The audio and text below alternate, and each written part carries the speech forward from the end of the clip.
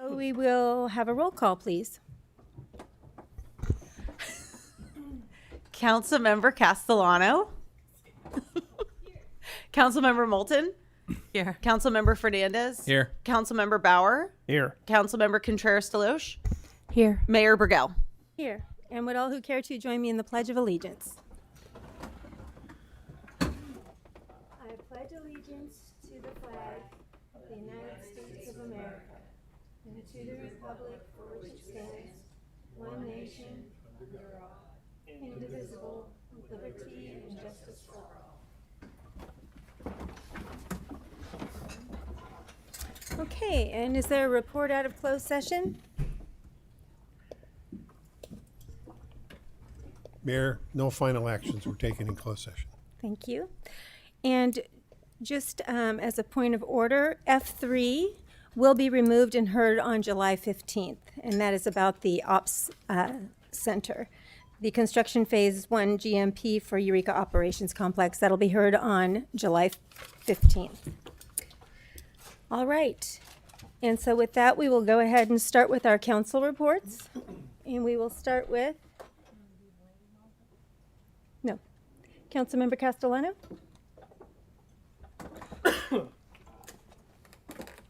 Sorry, I wasn't fully prepared to report, but We can come back to you. Would that be helpful? yeah, come back to me. Okay. Thanks. Councilmember Bauer. Thank you. Yeah, let me see here and get my notes. A lot of meetings. I think Cal Cities had I'm on the finance committee for the state of California board of directors for Cal Cities. Had a couple of meetings there. Redwood Coast Energy Authority, which I chair. It's an interesting time for people that are paying attention to federal funds and how that affects our ability to develop more renewables. So it's a really challenging time for the state, for cities who have, mandates and objectives to,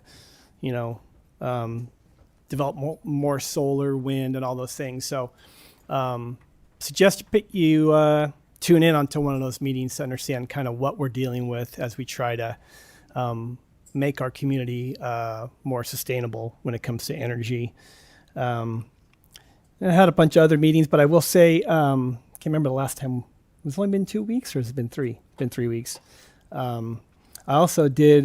We had an exchange student that from Finland that we just sent home, and I just say that it was a wonderful experience for Rotary. Does a great job of having helping with exchange and getting students here. And if you have an opportunity to bring a young person into your home from another country, I suggest you do it. It's really, we've done it twice now, and it's been great for our family. And just this, what you learn from others, from other countries and places of the world is really valuable. So I recommend it highly, and they're always looking for host families out there. So, and I think I'll just end with that.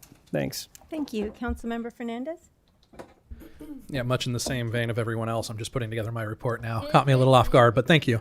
I know I'm planning for an upcoming trip here, I think, from the 20th through the 24th, going to Atlanta, Georgia for the National Association for Latino Elected and Appointed Officials, the NALEO conference. In particular, I was very welcome to have received a scholarship for both travel and lodging, with the caveat that I attend the workshop on housing and home ownership. So looking forward to the rest of their agenda. And then I know when we had last spoke, Councilmember Moulton and myself had met with the chamber in our 2x2, and I've since reached out to some of the advocates for the unhoused, and I'm trying to put together at least some sort of dialogue with some of the business owners. So I still need to finish and reach out to the chamber and their executive director. So thank you. Thank you. Councilmember Moulton. Thank you very much. I don't have any travel to report. I did attend the reopening of Humboldt Bay Fire Station 3 after it was closed for a remodel. The firefighters have been back in there for a little bit. We had an official reopening. Attended that with the mayor. who got to cut a fire hose in half instead of a ribbon.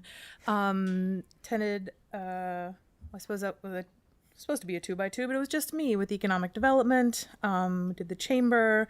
The Humboldt Bay Fire Board meeting the July meeting has been postponed because of vacations, and we didn't have a quorum.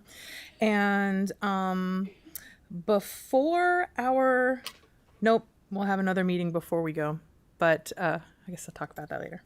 Never mind. I'm going to say it now. Mayor Burgell and I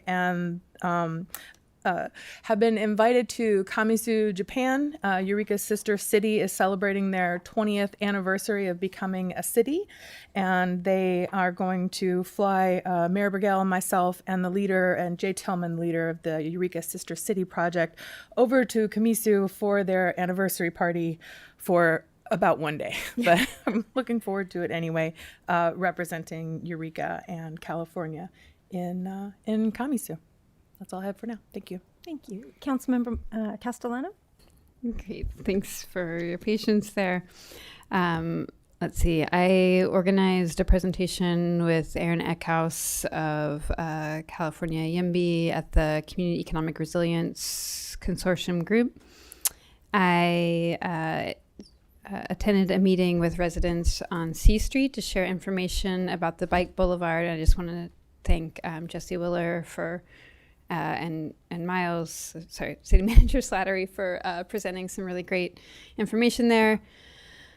I attended the Humboldt Transit Authority meeting at which we adopted the budget there, and the trail opening for the Eureka Arcata portion of the trail, and it's really exciting. So there's so much enthusiasm around that trail being open. So if you get a chance to take the trail between Arcata and Eureka,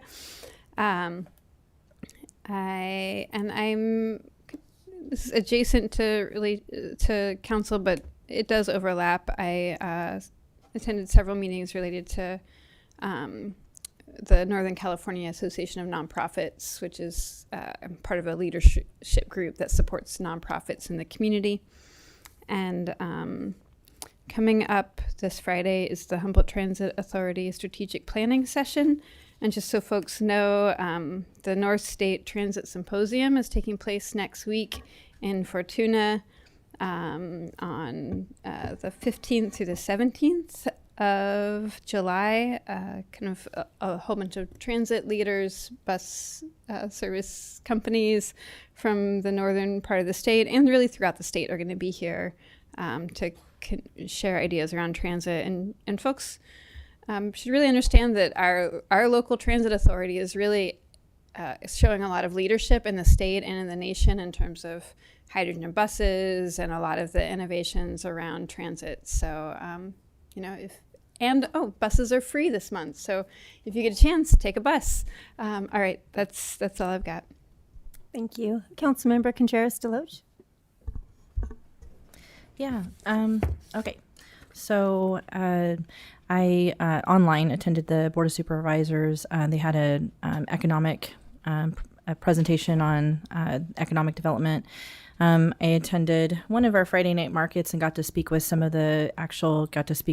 business owners about kind of their feelings about how that's working and some of the adjustments that have been made. And it was nice to hear how favorable they were about the way that the city had worked with them and their different community, different businesses. Everybody kind of has different interests based off of where they're at. I attended the Home and Garden Tour. I also attended the Cal Cities Community Services. We talked about a number of different ways that budgetary changes are going to affect different programs in California and how that might trickle down and disseminate into our local communities. I got to go to a fundraiser and hear Frankie Myers speak from the Yurok tribe. And talking about community investment and environmental investment. I got to visit the Crowley temporary housing that we have, and I actually used our trail to do that. So I spent 3 days on the trail. My spouse and I went. Scott has something to say over here, but we but we had we got an opportunity to go across the trail. It's beautiful. I definitely think we need to figure out ways that we're going to increase accessibility for people who don't have the same kind of mobility as the rest of us. It's a really beautiful trail, and I would love for everybody to get to experience that. Let's see. One of the things we talked about for Cal City's community services, one of the goals is effective disaster preparedness, and there's a couple of trainings that are going to be going on up in Blue Lake that I'm going to be attending on leadership and kind of our role in being prepared for disasters. And then other than that, just meeting with different constituents, taking calls and talking with everybody, and I think that's the bulk of it. Thank you. And for my mayor's reports, I'd like to report that I was able to go to the Coast Guard change of command and say goodbye to Scott Powers, Captain Scott Powers, and welcome Captain Michael Baird. It was a beautiful ceremony up where the helicopters are in McKinleyville. I got to walk in support of human trafficking awareness and have some really in-depth conversations with a couple of survivors. Powerful, courageous women. And they could certainly use our support in many ways. I, too, attended the grand opening of the Bay Trail, which is fabulous. Lived here my whole life. I've never been behind Brainerd, when you're going out towards Arcata. And now, guys, we can go back there. It's absolutely gorgeous. And the next day, we rode our bikes out to Arcata and then all the way back. And it was so beautiful to watch the fog come across the bay and have the sun. And it was just a fabulous thing. So if you get an opportunity, I'd really encourage you to use it. You can go out to Arcata, take breaks. There's lots of benches. Have some ice cream in Arcata and come on home. Let's see. I did the Arcata Marsh Run on the 4th of July. Bested my time again, so super excited about that. And I had the honor and privilege of meeting Jared and Kim with Pyro Spectacular, and I was gifted the opportunity to sign 2 bombs for the fireworks, one for my mother, who died in 1984, and one for my cousin, who died 20 years ago to suicide on 4th of July. So that was a very special moment, and I appreciate being invited and having that opportunity. I attended the Old Town festivities on the 4th of July, and really want to thank Amanda Kruschke for really doing a great job. I know it was a big team effort, but she goes out there like 6 in the morning and stays out there till like 8 at night. And I want to appreciate the dedication that she has to that work, and it was a lot of fun. I met with a lot of constituents, rode the new trail. I went to the ribbon cutting for Humboldt Bay Fires, their new Station 3. It's so beautiful. And the interesting thing about their ribbon cuttings is they use the little tiny shears that you use for a first aid kit. So you're trying to cut this little tiny hose with these little tiny shears. It was kind of a interesting thing. And then I was able to go to the grand opening of the Community Learning Center at the Boys and Girls Club. It's so awesome. There's this wonderful, AT&T donated all this equipment, computer equipment, to teach our kids AI, all the different things to keep them up with what's going on in the world and in the computer sciences. And it's just such a gift for them to do that. And the kids were in there. Of course, they wanted to play video games first thing, but they'll learn other things as well. And then I wanted to thank Hank Seaman and the whole team that for the last 20 years have been working on the trail. It's been a long haul, and the tenacity that people put into things really matters. And then 2 other things that came forward as we were hearing reports. One of them is that the fish market is happening on the 12th down at Madaket Plaza. So if you're looking for fresh fish, head on down. And then lastly, Friends of the Dunes, we were talking about mobility. Friends of the Dunes now has a beach wheelchair. So if you have friends and family that haven't been able to go on the beach because they don't have the mobility, there's an opportunity for that now. So you can look them up. So that's kind of what I've been up to. Not too much lately, but some. And we will now move on to the public comment period. This is the time for members of the public who wish to be heard on matters that do not appear on the agenda. City Council policy is to limit each speaker to 3 minutes. Such time allotment or portion thereof shall not be transferred to other speakers. Pursuant to the Brown Act, the City Council may not take action on an item that does not appear on the agenda. The time allotment for public comment on non-agenda items is a maximum of 30 minutes, shall be allotted to receiving public comments at the initial comment period. public comment period. If necessary, an additional period shall be allotted to public comments after city manager reports, but only if the first 30 minutes of public comment period was not sufficient to allow all those who wish to speak to do so. And the public will be allowed to speak concurrently with the calling of an agenda item following the staff presentation of that item. At the time an item is considered, the mayor will ask those attending the meeting in person to line up on both sides of the council chamber or raise their hands. And for remote participants to use 9 on the telephone or raise hand function in Zoom if they wish to address the council. The maximum amount of time for each person to speak and the total amount of time allotted for each item will be determined based on the number of people indicating an interest in speaking and the amount of business to be conducted on the agenda. In certain circumstances, when necessary to ensure a full opportunity for public input, the mayor may adjust the amount of time allowed for public input and/or the time allotted for each speaker. Do we have anyone here that would like to speak on non-agenda items in public comment? Come on up, Joanne. Welcome.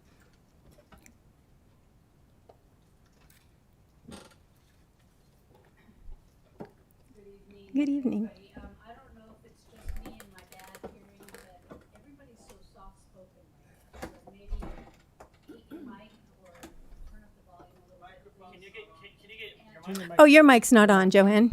okay. It's at the base of the microphone. Okay. We hear you now. But same about you. My name's Joanne McGarry. Thanks for hearing me out. And I do live in Arcata, so that's what I have to say to begin with. But I was in Eureka speaking at the County Board of Supervisors this morning, and I had to take some friends to the emergency room at St. Joe's, and now I'm here to talk to you about climate and disaster preparedness, and also about bicycling and other ways that we travel around our county. And I will start with that. I have an e-bike now, and I took it on the trail on the day of the opening, and I took it 2 days later to go to a Board of Supervisors meetings, and I deliberately didn't recharge it so I could see what the reality was for me when I got to Eureka. So I had challenges parking safely at the courthouse, which I let the supervisors know. And then I fortunately got someplace to charge up my e-bike. But for those of us who want to use that as a mode of transportation, I want to make sure that places like the Earth Center and all have safe parking for all sizes of transport vehicles, like electric bikes or tricycles or recumbents or cargo bikes or bikes with trailers, because everything's not just a Schwinn 10-speed anymore in size and shape and all that. So we really, besides a beautiful trail, please really think about safe parking at the destination you're going to. And then again, for housing, whether you're rich or poor, safe places to park your bike where you live. I have to put mine inside my tiny apartment, and it's a tripping hazard. So I do what I have to do. But climate, we have a lot of information now about the floods in Texas, and we need to get our climate action plan going, and we need to stop. We need to reduce our greenhouse gas emissions. And we really need to practice emergency preparedness. We need to practice it. We have a great time celebrating so much in this county, but we got to stop celebrating so much until we really kind of can show we can do something when times are hard and desperate and disasters hit. We got to show that we can respond and mutually aid each other in community. So let's do something like that, and then we can celebrate. Thank you, Joanne. Come on up. Welcome.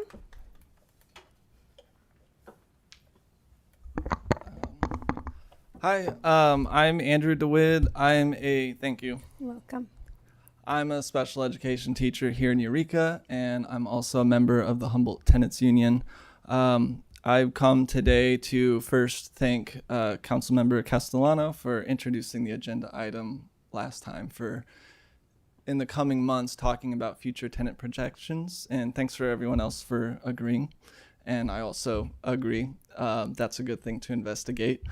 You guys all have seen the housing report for 2025, like 6,000-ish people who are housed are not able to adequately afford it. And that's not counting the unhoused people, 1,600 unhoused people in the county. So basically what I'm asking and proposing is to just be really like as bold as possible when considering this. There's a lot of good examples out there. Richmond, for example, in 2016, declared the housing a public health and safety emergency, which granted the locality an ability to enact a emergency rent freeze, which is temporary, but it's not nothing. Another idea is a rent board, which would, if made up by renters themselves or tenants themselves, is pretty good because it really does bring democracy to an institution that has really no democracy. Every year, my rent raises by more than my income, and I'm a teacher. I feel like I have a really good job, and I should be able to continue affording where I live reliably. So having a rent board would essentially be a body that landlords would appeal to if they were ever would want to raise the rent or evict someone. And really, tenants kind of don't have any say in when the rent is raised, by how much, or what that money is spent on. We kind of are just told like, oh, you can move or apply for a voucher or some other really just like, I don't know, just nothing really. So this is me asking you guys to be bold, and there's a lot of people out there who are not afraid to be bold, and they're snatching people up in the street and ruining everyone's life. And yeah, and also on the Avelo thing, boycott Avelo. Thank you. Thank you, Andrew. Come on up.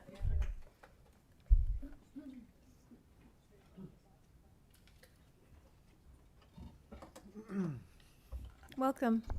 Hello. Good evening, council and community members. Thank you for the opportunity to speak tonight. My name is Sergio Barajas, and I'm a field rep with the NorCal Carpenters Union, Local 751, which covers Humboldt County. I'm here to talk about the core values we represent with the Carpenters Union. Our goal is to provide a knowledgeable apprenticeship program, provide extensive health benefits for our workers, encouraging local employment opportunities for our members, and fair wages. Our statewide apprenticeship program is essential in assuring quality of work. It is designed to create a new generation of skilled carpenters who are trained in the latest technologies and strategies. Our apprenticeship does not only train our members, but instills a sense of pride, responsibility, and craftsmanship. By investing in our programs, we ensure our workforce is competitive and able to meet the needs of the industry's ever-evolving demands. Another key point of our values is our commitment to providing healthcare for our workers. Carpentry is physically demanding, so it is essential for our workers to have access to these benefits for them and their families. These benefits not only include immediate medical care, but preventative care and long-term health support. A healthy workforce is a dynamic workforce, and by prioritizing our workers, we ensure that they can contribute tactfully and safely. Another one of our pledges is to hire locals. When we hire locally, we strengthen our community by creating economic growth that is reflected in local business, which will increase the prosperity of our communities. Local workers tend to be more vested in projects that are in their own neighborhood, resulting in higher quality of work and shorter commute hours. Furthermore, local employment reduces the carbon footprint associated with commuting, contributing to our environmental sustainability goals. Prevailing wage isn't just a number. It represents the fair wages that tradesmen and women deserve and work hard for. These wages allow workers to support them and their families, contribute to local economy, and ensure high quality work that impacts infrastructure and safety. In conclusion, our core values include dedication to our apprenticeship training, comprehensive health benefits, our pledge to hire locals, and fair wages. These values are essential in maintaining a skilled and healthy craftsmen and women, creating a ripple effect in our communities and the youth. Thank you for your time. Thank you. So is there anyone else in chambers that would like to speak in items not on the agenda? Seeing no one, we'll go over to Zoom. Ellen?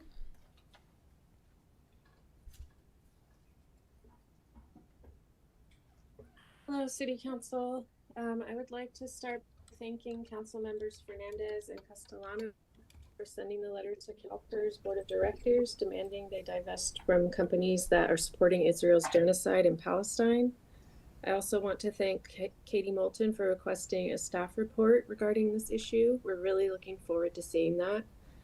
I do want to let you know that the letter has been updated based on the 2023-2024 investment report, which was just released last month.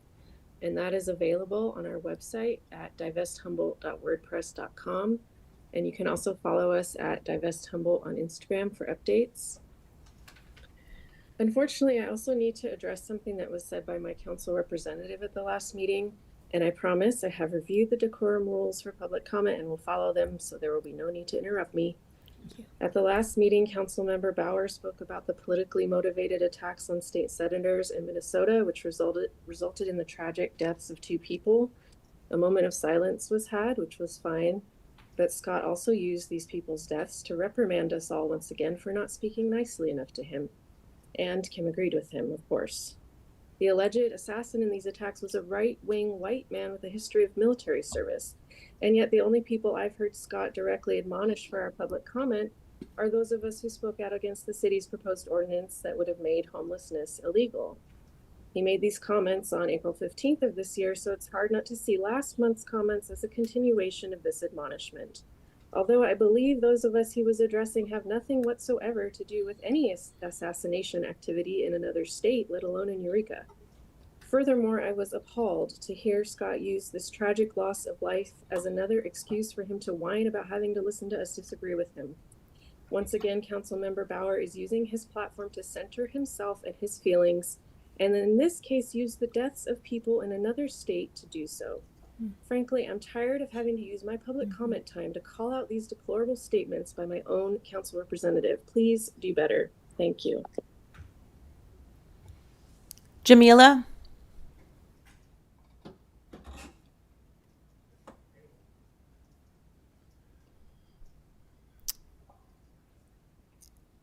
Amy? There she is. Yeah, I was not able to be unmuted, so thank you. Hi everyone, my name is Jamila. I am one of your local Palestinians who has family in Gaza being bombed by the Zionist state. So I wanted to just come here and uplift and really emphasize how important it is that you take real steps towards divesting from genocide of Palestine, specifically in this context, uplifting what Ellen just said, that you pursue the CalPERS divestment from companies that are profiting off of the settler Zionist state's assault on Gaza, on my family. And just speaking to just some of the things that we've been talking about so far in this meeting is environmental justice. And so let's talk about what that means when our tax dollars are funding the dropping of US-backed bombs on Gaza, on babies, on children, and the flattening of entire neighborhoods, the poisoning of land, air, and water. This is what we could call ecocide. It's beyond genocide. And CalPERS is specifically invested in weapons manufacturers that are making it happen. So we need to remember that though we have this beautiful land and community that we all have access to, which is incredible, and remembering also whose land that we're on, that makes that even possible. Environmental justice means nothing if it doesn't include the people of Palestine, if it doesn't include those living under siege and occupation and apartheid, and definitely uplifting the divestment from Avelo Airlines and recognizing this interconnection of all of these things. If we're supporting ICE deportation flights, so that'll be another agenda item, Jamila, that you're welcome to comment on at that time. Okay, well, just want to uplift that. So yeah, please stop funding genocide. Thank you. Thank you. Amy? Hi. Thank you so much for hearing us tonight. I'm here to echo Andy with the Humboldt Tenants Union in thanking Councilmember Castellano for bringing up the presentation from Arcata about the Venture Board. Looking forward to seeing that on the agenda, and then also just echoing that sentiment of being bold and thinking of possibilities outside of the constraints that we normally see.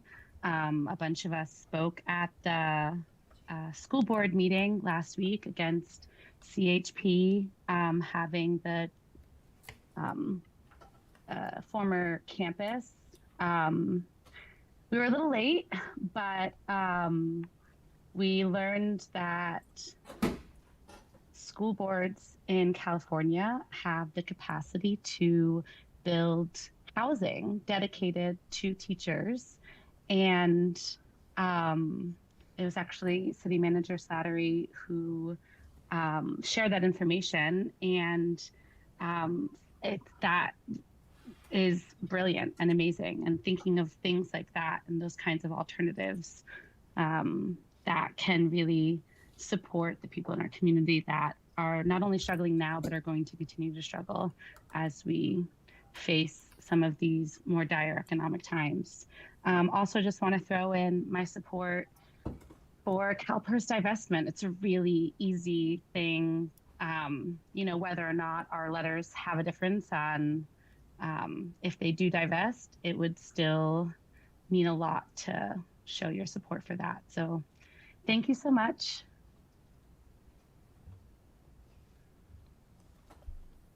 Thank you, Amy. Okay, and with that, we will close the public comment and bring it to public hearings. Public hearings are scheduled for a time certain of 6 p.m., which we're a little late unless noticed otherwise. And we'll call up Director Millar with the proposed fee schedule.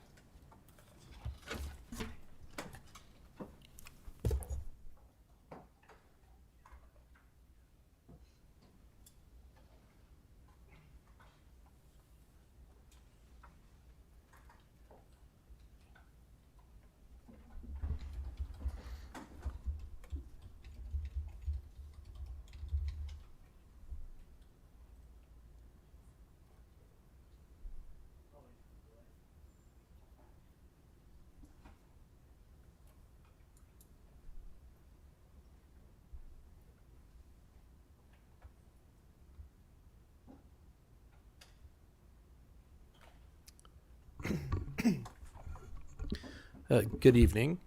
Tonight's public hearing is on the fiscal year 25-26 proposed fee schedule. This is going to be a two-part presentation. I'll begin and then pass it off to the city engineer.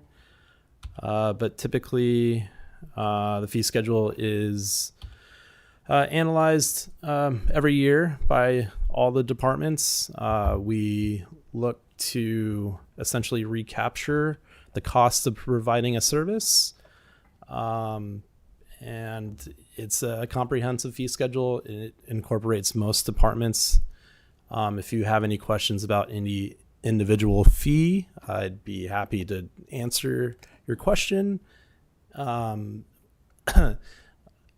that does not include the sewer lateral fee, which the city engineer will speak about afterwards. So that is all I have for tonight. Any questions? Councilmember Bauer? Thank you. I was looking at page 27. It's the tree removal permit. I think it's E1. I'm just curious, what does the fee actually cover?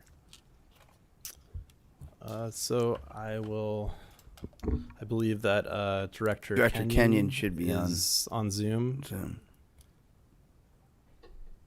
I believe this is related to the previous ordinance. Never mind. Yeah. Go for it. The tree removal permit is if you're removing more than 5 protected trees of 24-inch diameter or greater in a 10-year period. And the fee is because I believe there is a public hearing on it and noticing. Okay, that's what I was curious about. Thank you. Councilmember Contreras-DeLoach?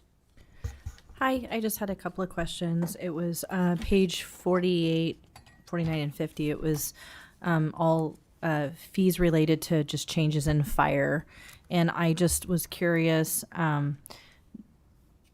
So, for instance, on page 48, talking about work performed by streets and maintenance administered by the fire department, going under there, the costs per hour, and some of these have like 40 and 50% increases. And I was just wondering, is that because they were priced way too low? It just seems like that's a big difference. And I was wondering how to account for that.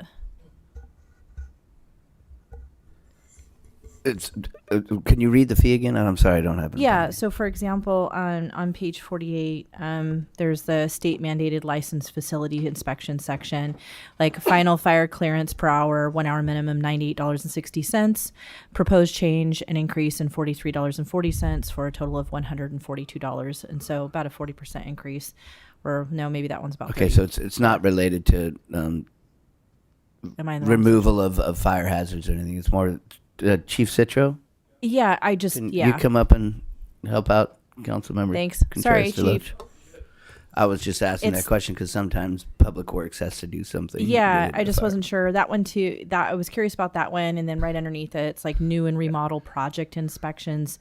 You know, some of those had increased from 295 to 426 or 197 to 284. And it was a big enough leap that I was wondering if it was because we were under or like what had happened.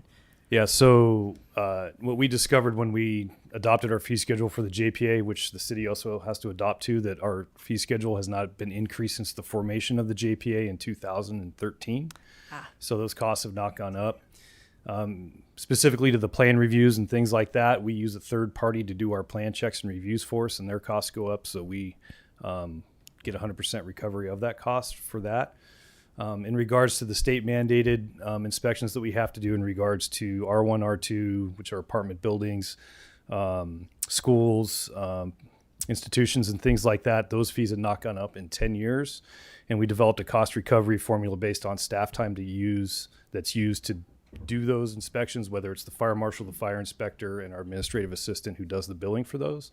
So those are all calculated into that, and that's the fee that we came up with because they were based off of 2012 numbers and salary schedules and things like that. Yeah, I wondered when I was going through it, I thought some of these look a little bit low, and I wasn't sure what the reason was for it, but it sounds like it's been sitting there for 13 years. It has. And It has. hasn't. When I took over and we went to adopt the fee schedule, I sat down with the fire marshal and the business manager, and we looked over all our fees and discovered that, and went back and back and back and tracked them all the way back to the formation of the JPA, that they had not been updated in 11 years pretty much. So. Well, I appreciate your attention to it. Thank you, Chief. Yeah, and it does represent a true cost recovery of what our cost is to provide those services. So, Yeah. okay, thank you. Thanks so much. Mhm. That's it. Councilmember Castellano? Thank you. This is related to the lateral fee increase. We're going to do a quick presentation on that okay. with Director Sorry Willer. about that. Oh, never mind. Oh, go ahead, Councilmember Bauer. Yeah, on page 43, deals with water rates, and they're going up about 10% this year, roughly. Yeah, and this is probably more for the public. We have pretty massive infrastructure projects going on related for a number of reasons, trying to reduce our outfall, our effluent issues. But my question is, when do we expect our rates to kind of level off to something more closer to the CPI or something? Because we've been doing this quite a bit, So I will say this: that the majority of the increases that we've had for our last two rate reviews were based off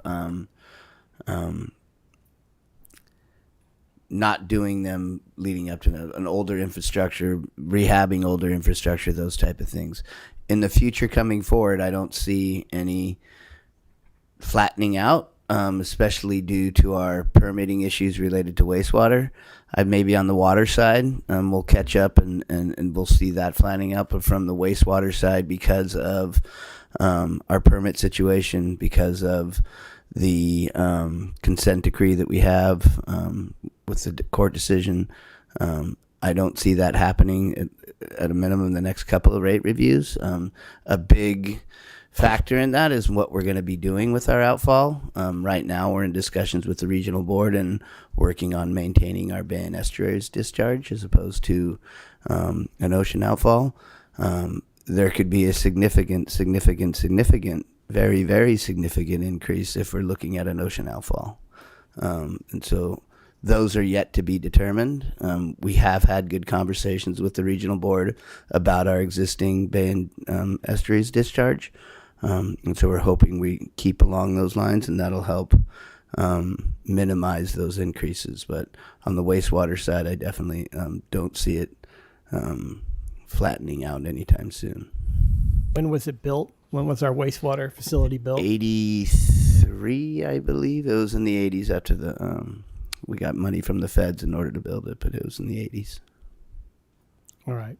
Well, I just want the public to understand. I mean, you know, it's one of those issues that's kind of beyond our control, but something that we need to really work hard to figure out how to keep our costs down. And we need a lot of legislative help with this. We've talked about this with council. We've talked about the state revolving fund that is you're eligible for it if you serve less than 25,000 people. We serve 45,000 people with the city of Eureka as well as the HCSD users of that. If that number is changed, we have access to a lot of other funding.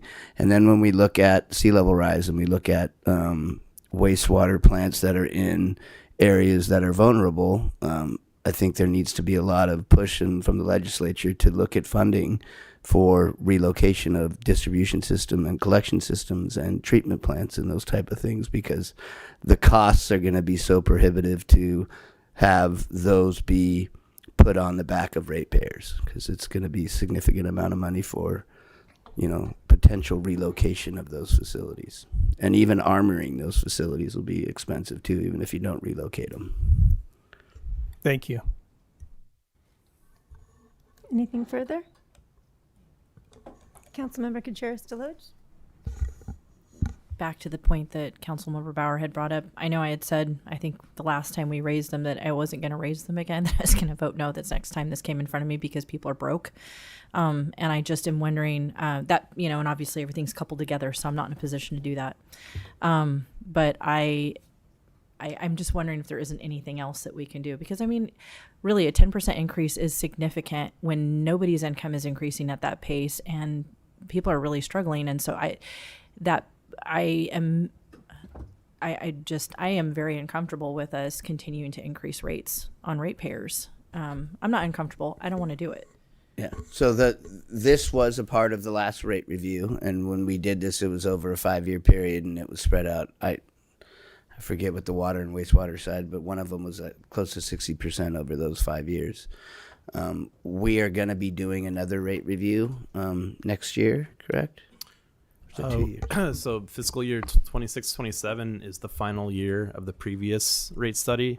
So we'll begin looking at a new rate study sometime next fiscal year. Yeah. And, you know, a lot of these things we're trying to decrease the costs through those sea level rise things. We're looking at funding to protect not only our infrastructure, but also prepare for sea level rise, so we can get kind of, climate change type of grant funding that will help offset the cost for our wastewater treatment plant. So we're looking at those options because those are available to us, and there are grant fundings available for those, living shorelines, armoring shorelines, those type of things. There's those monies available for sea level rise, not necessarily for wastewater, but it'll help alleviate the costs that we'd have to put on our ratepayers for those situations. As far as the treatment plant and stuff like that, there really needs to be some legislature. There needs to be some really big time legislature. When the Clean Water Act went through, we had to put this treatment plant in place. We had hundreds of millions of dollars that are made available to us to build this treatment plant. And when we're looking at big changes like this, whether it's us or Monterey or different people that are along the coast that have their infrastructure in those locations, it's not reasonable for even affluent areas to be able to cover those costs. So we don't know exactly what our next rate review looks like. We do know that we are going to have another increase coming up. That was based on the previous approval from council for that 5 years. But we don't know what that next rate review looks like until we actually go through it. Thank you for such a thorough answer. I really appreciate it. I know you and I talked about this at one point, and I had said, is there any way we can try to tier things so that people with lower incomes or they're older? And you said, no, it's against the law. Well, and I want to clarify, if council chooses to subsidize that with general fund monies, I believe we can do that. We can change. Correct, Lane? Can we? Yeah.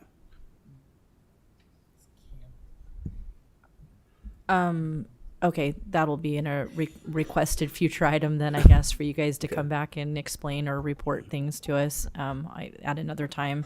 My understanding, I thought it was something that we couldn't do because I knew that the governor had vetoed multiple attempts for that to be changed, but there's some other workaround where we could. Prop 218 doesn't allow you to base your rates off of that, but if council chose to say we want disadvantaged community members to be subsidized, we can find an alternative source, not from the enterprise funds itself, from another funding source like the general fund to offset that cost. Okay, I don't want to belabor is it okay if I ask one more question on this along the same line? Is that, do you know what kind of limitations are placed on that? Is it something that can be done for people who are elderly, handicapped? Is it based off the income, age, disability? Like our discretion. Yeah, it's your discretion. We can design the program as the council sees fit. It's just remember that comes from the general fund and would go away from the general fund for other purposes. But yes, no, I understand that. There's a lot of different things that the general fund goes to. I think making sure that people are able to keep their water going when they're in poverty might be, or elderly or disabled would be a significant good use in my opinion. Thank you. Thank you. Councilmember Castellano? Only because it's come up in the course of this discussion. I mean, we have had programs that did, offer relief for folks who were unable to, pay the full of their bills or pay their bills. Are those are still ongoing? Am I correct, or they've subsided? Or yeah, we did a huge program during COVID. We used a lot of our I think it was ARPA money, was it not? It was the CARES program. Yeah, the CARES program. We used money program, to cover costs associated with that. It's not happening now. We don't have any funds left over, correct? We also did as part of the participatory budget process. Okay, that was the one I was thinking. Added more money to that program, but yeah, we could quickly put that back together with the funding. Yeah, and we did that, I believe, was for rent, though, wasn't it? And utilities. It was both rent and utilities. Yeah, we did do that, yeah. Okay. We also delayed water and wastewater increases during the pandemic. So instead of, because the fee schedule or the rate study assumed that we would do increases every year, and we delayed it, I believe, 2 years during the pandemic. Anything further down here? Go ahead. Follow-up question about the delay during the pandemic. That was pre-me. Was that just anybody who was kind of struggling, and it was based off the fact that it was during the pandemic? What was the parameters on that? It was the entire rate increase. So basically, instead of going 10%, these aren't exact numbers, but just to say, in 2020 we were supposed to raise it 10%. In 2021 we were supposed to raise it 10%. In 2023 we were supposed to raise it 10%. We didn't raise it 10% in 2020, and we didn't raise it 10% in 2021. But in 2022 we raised it 30%. And the thought process on that at that time was what? Like what was that? Lessen the impact. ARPA. One of the major categories with the ARPA funds, or the eligible categories, was water and sewer infrastructure. So we took some of the monies received through ARPA to pay for capital projects, and that allowed us to keep the rates flat for a temporary period of time. And I guess that's maybe a question for council members that were serving. Was the intent basically like, hey, we're during a pandemic, and assumption of kind of financial strain during that time? I would argue we might be there again. Okay, thank you. Okay. So sewer laterals? Yes, so I'll invite City Engineer Willer up here. Derek, can you pull up the presentation?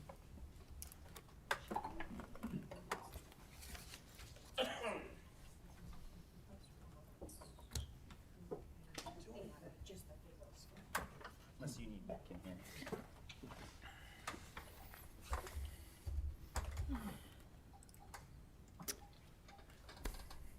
right. Good evening, Mayor and Council. Tonight I will take off where Finance Director Millar left off and talk a little bit about our sewer lateral fees that are represented in the updated fee schedule here. We have a little background on our sewer lateral ordinance. I feel like we talk about this an awful lot, whether it's during capital planning or the few instances we've met on this particular topic, but I'll give a brief background for everyone anyway. So sewer lateral ordinance for the city of Eureka kind of stem from starting with changes at the federal level to the Clean Water Act, where regulations changed and outlawed blending. And that blending is the process of taking your during wet weather events at the wastewater treatment plant, where we get large peaks in our flows to the treatment plant. There's a lot of inflow and infiltration that gets in the collection system. That comes down to the treatment plant and results in large flows there. Historically, the way our plant and the majority of plants that were permitted during this era in the 80s, they were allowed to blend their effluent, meaning they would take their primary effluent and they would and the treated effluent they had, and they would blend it together. They would disinfect it and discharge it, and that was an okay thing to do. And it didn't result in limit violations as far as effluent limits and testing through those times. So it wasn't a water quality issue, so to speak. But times have changed, and at the federal level, that required blending to be outlawed.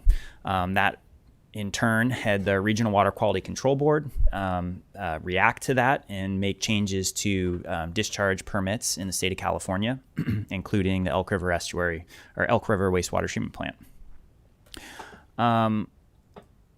What we do know about I&I and, well, those changes, I should say, to the permit really are required us to eliminate bypassing of wet weather flows, meaning we need to treat all the flows that come through the treatment plant. So one way you get at that, outside of making changes to the treatment plant, is to make changes in the collection system. Limit water from getting into the collection system, and that can come from a number of ways. That can come from repairing mains, repairing laterals, trying to find sources of inflow into the system where there's plumbed storm drains that may be connected into the system, which are those are very rare, actually. We don't see a lot of those. So that causes I&I. It causes that to have that condition where we would have large flows at the treatment plant, needing to treat a lot more water. So you're sending 5 to 6 more times water than you typically would down through the treatment plant, sometimes 7. And our treatment infrastructure was never designed to do that when it was installed during the 80s. So limiting it in the collection system and making changes at the treatment plant is a way that you can kind of get at it from both directions. You can kind of limit the amount coming down the pipe to the treatment plant, and then you can also make changes at the treatment plant to treat a larger volume of water for secondary treatment. Laterals fall in the category, and they're a very actually high contributor to the I&I picture. Mains contribute, laterals contribute. Laterals tend to pass through yards rather than being in the paved roadway, and in yards you have trees, you have other things that can get into where roots can intrude into the lateral, where you have a lot of joints. In our case, we have a lot of clay, vitrified clay pipe around the city, so that causes there to be damage to the pipe, allows more groundwater or rainwater to get into the system and go down the pipe. A little background on specific to the ordinance. It was adopted in 2020 with that kind of background in mind of trying to limit I&I into the collection system, knowing that we had these regulatory issues that we're dealing with at the treatment plant. In 2023, we added a point of sale trigger to the sewer lateral portion of the municipal code, the sewer lateral ordinance. That was a requirement of our settlement with Ecological Rights Foundation. They stood hard and fast on that as something that had to be as part of that settlement agreement. And so that was included in 2023. Also during that time, we added in a fee in lieu option to pay for lower lateral replacement via a city project. So that's kind of where we're at today, talking about a fee in lieu. We have this fee where the city puts out a project. That project installs laterals. We give folks an opportunity to basically pay into that project at a discounted rate, about a 20% discount to what the actual bid cost was for the project, in order to have an easy way to have it taken care of. More or less, you pay a fee and it's taken care of for you, and it's a reduced fee option. This also leaves the option if folks want to have a private contractor install an upper and that's for the lower, I should say, but it also provides an opportunity for the lower to be done by a private contractor if the homeowner chooses. And 2024, there was an exception revision to the exception section that was relatively minor, but that did occur. Here are the current triggers. So as we just talked about, there is a point of sale, but there's also a long list of other triggers as far as building permit valuations, adding ADUs, increases in fixture units, changes to flow or strength. If there's like a change of use of the property, that could trigger. If there's a subdivision, if you're subdividing a parcel into multiple parcels, that would trigger. If there was a city main replacement, that's a trigger for lateral for the program. And then broken lines. If you have a break in your system a number of times, then that's going to trigger you to get it inspected and determine if you need to have it replaced. So now to the fee section. First, a brief recap of where we've been. So in February the 18th, during our mid-year fee schedule for 2024-25, there was a report by the finance director, and there was a fee for a deep lateral was added to the fee schedule. The outcome of that was that meeting got continued until the next meeting. So March 4th, 2025, again, a report was given on including background on the sewer lateral fee in lieu. Council moved forward with the mid-year fees, but they did not move forward with the deep sewer lateral fee. At that time, council encouraged staff to review the fee and work with interest groups, including the realtors group, before coming back and presenting again, which we're moving towards right now. So since that time, the city staff have met with, as requested by the realtors group, we met with local contractors who do this type of work. So we met with a number of contractors and kind of talk with them about, hey, what are options that we could look at to keep the cost down as far as sewer lateral installations go? Because everybody's interested. We're definitely interested in keeping costs as low as possible for these. So what can we do to work with to bring costs down? And the contractors had a few suggestions, the main one of which was to eliminate the Y connection to the main. So Y connection to main, that's where the lateral connects to the main itself. Our previous detail had a section of the main that would be replaced in order to have that connection go in and be fully plastic onto the main. So we made a determination that would be one way that we could bring down costs. That would mean that would have to be done if the city were to go in and do a main project. They would have to replace that section of main during that project. So it kind of shifts. That work still has to be done at some point. It just shifts it from being a part of the private sewer lateral to being part of the public main. So we made that modification, and we included that modification in our 2025 annual sewer lateral project bid. That bid was opened here in the last couple months. Since that time, we met with the realtor groups a few times, twice with the lateral subcommittee, and listened to concerns, answered questions, and discussed options for the fee. With our 2025 project, we calculated a new fee in lieu based on 3 years. The 3 years, we've only had 3 years where we've actually put out an annual lateral project. So over those 3 years, we averaged what our bid item costs for lateral installations were, and then we averaged the cost over a 3-year period. So a number of averages there. So we wanted to arrive at one fee versus having multiple fees for deep and shallow, requiring a lot of extra, try to keep it as simple as possible and fair as possible. A a fee for a non-standard installation was discussed during that time, clarifying, that the city engineer would estimate the cost of installation, and that would be the cost for the fee in lieu for non-standard installation. So that's what you see in the fee schedule now, is that that non-standard being clarified in there, and basically that estimate that we put together in the city engineer's office becomes like, that's what we're going to move the project ahead with, and move that forward, and whatever that ends up costing in the end, that'll be something that's bared on the city's project moving forward. Fee in lieu calculation. So this is the calculation, trying to be as clear and with everyone. This calculation was provided to the realtors group, and hasn't. The only change that we've had since then is we've rounded down from what the actual cost would be, the $9,048, with that includes that 20% contribution from the city's enterprise fund. We rounded that down to $9,000 for a clean number that's easy for people to deal with. So that's a 20. So basically, we're including more of an enterprise contribution to the fee there. So this is what the fee schedule looks like currently. I'll start at the top with the red. There's a section here with the $4,000. It says installation of new sewer laterals. So that is a holdover fee that was in the fee schedule prior to there ever being a fee in lieu or sewer lateral ordinance.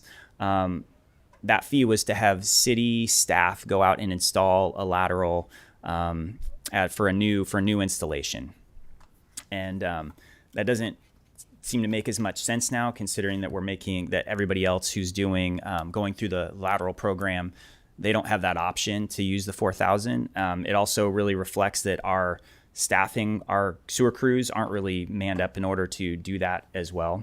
We've kind of shifted resources that way. So we've gotten rid of so that's out of there. The standard shallow installation has been removed. The other inspection cost there is out as well. So now we're down to basically two fees. There's a standard installation at $9,000, as we've talked about the calculation previously, and then there's also a non-standard installation, which we talked about. Basically, where we do a design, we estimate the cost of a non-standard installation that may not be out in front of the house. It may go down the alley. It may take a turn down the street, where very few instances have that, but those instances, they need to be designed, and they're not a standard, a project couldn't bear the sort of cost for a non-standard situation like that. So that's what the cost schedule looks like for those. I would say we will continue to pursue funding, as we talked about previously, from the state level, and any opportunity we can to bring in funding to try to help alleviate the burden on some of these costs for the sewer system, whether it's in a collection system, whether it's a treatment plant. We are always looking for opportunities. It just seems like there's probably a lot of cities across the state of California in their similar situation that we are, struggling with ongoing maintenance, changing stricter regulations. So it's definitely not something the city of Eureka is alone in having to manage. And thank you, and we'll field questions. Any questions? Councilmember Castellano? Sure. Thank you, Director Willer. Really just a couple of questions. The first is, you show that chart of the 3 years of costs, 23, 24, and 25. And I noticed in 24, it looked like the lowest cost for whatever the easiest kind of sewer lateral replacement was $3,000, and in 25 it was $10,000. What's the difference in the cost there?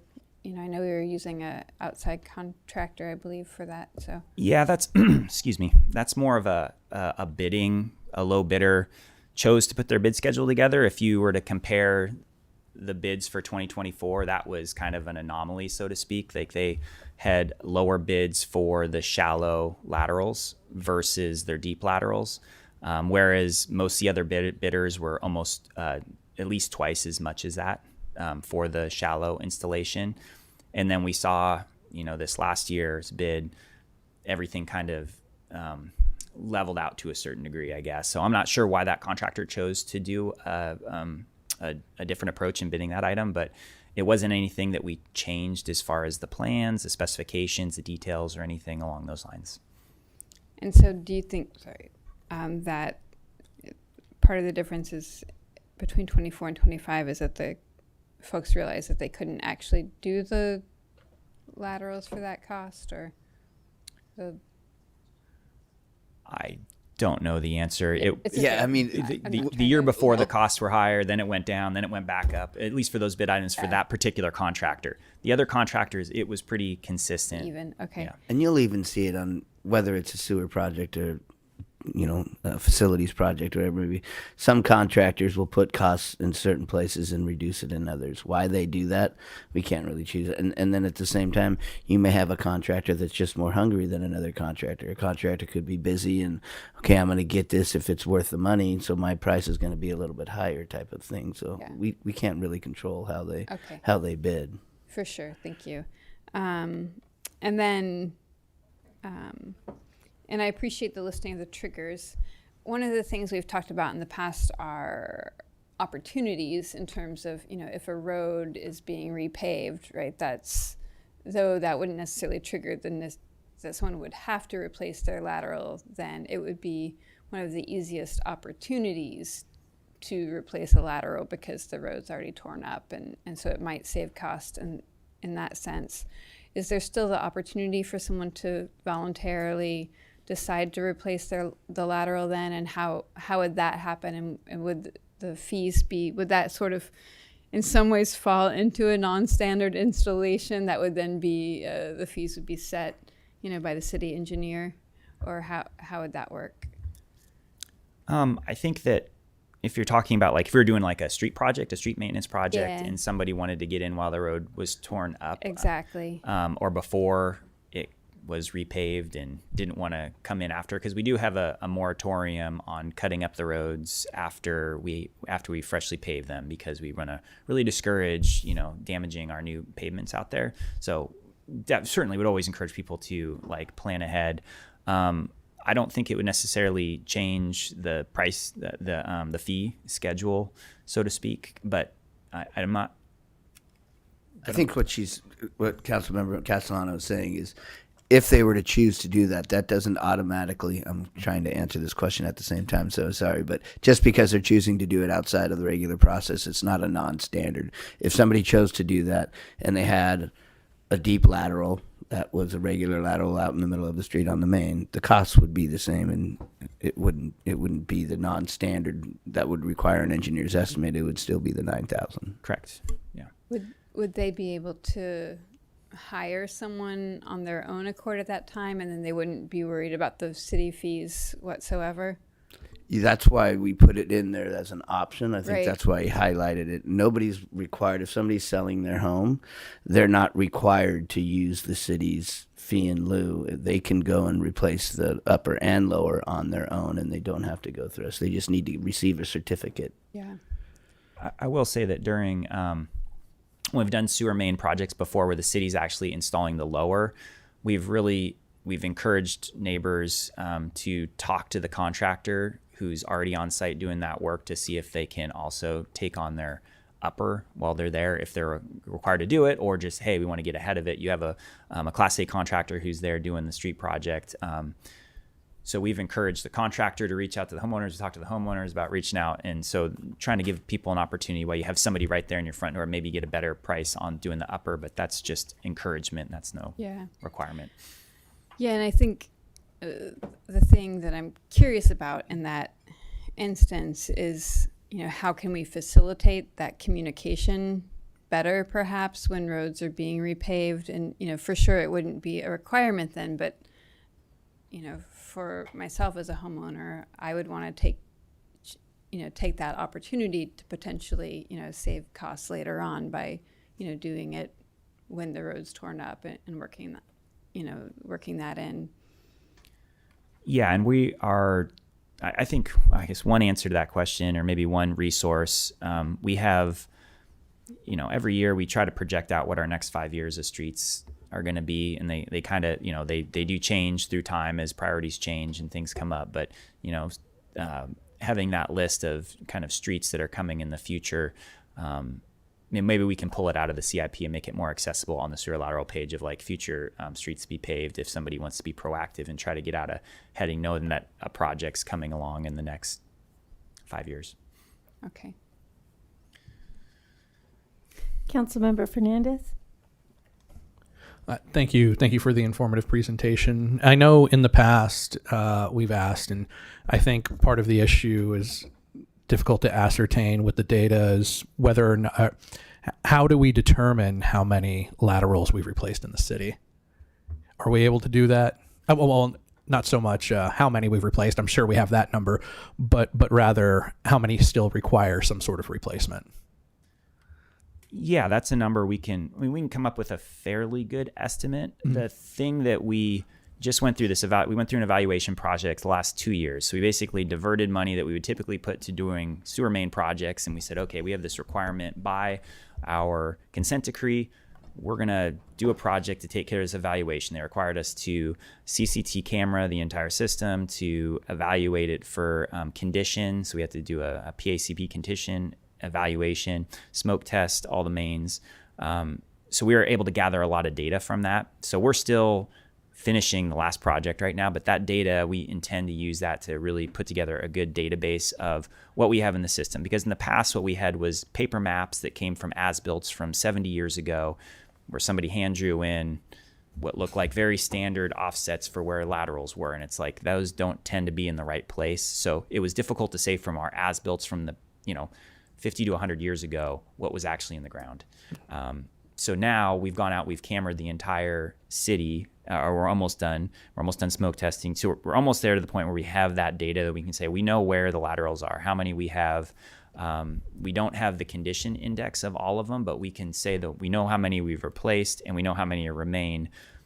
How many are going to be required to be repaired? That might be difficult to get our hands on, to not knowing, not having reviewed the condition of those laterals. Okay.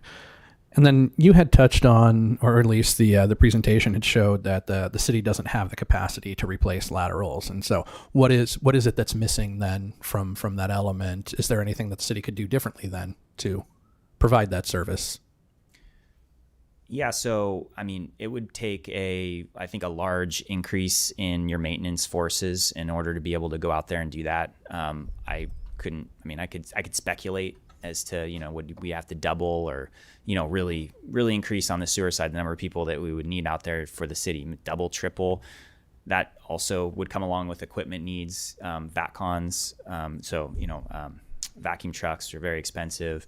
All the equipment that goes into that, it would kind of change the operation, the way that our sewer maintenance group works significantly. Because again, I don't know how long your tenure has been with the city, and I know our city manager has only been the city manager since after this ordinance was passed. But we were able to do this at one point prior to 2019, correct? Prior to 2019, we did replacements for new. That's what the new lateral was like. If you had a new lateral that you wanted, there was a fee that you could do to have a new lateral installed. When it came to if you had an issue with your main, then that was still a plumber. You would need to take care of your upper. Mm-hmm. If there was an overflow or some issue, sometimes we get involved on the lower because we're trying to deal with a health and safety concern. But I think what you're referring to, Councilmember Fernandez, is when we did work before, as far as the lower laterals are concerned, that was as a part of a main project, and that was done by a contractor even before that. So we had staff doing new installs.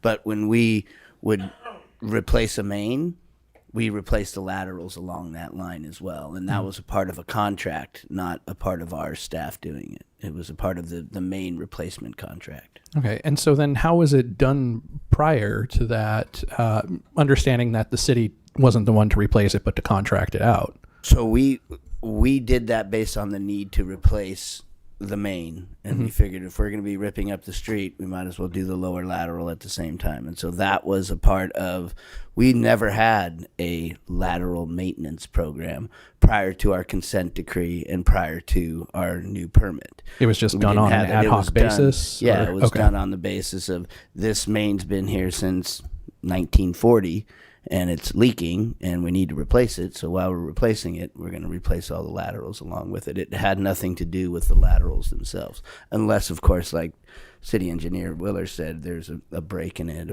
or some. There wasn't a health and driver safety. for people to have to replace their laterals previously. So there was just a lot less laterals being replaced out there. Okay. You know, so just there wasn't the same volume at all, I think, for the individual, homeowner versus, a city main project where we're looking at, usually pretty impacted mains and portions of the collection system.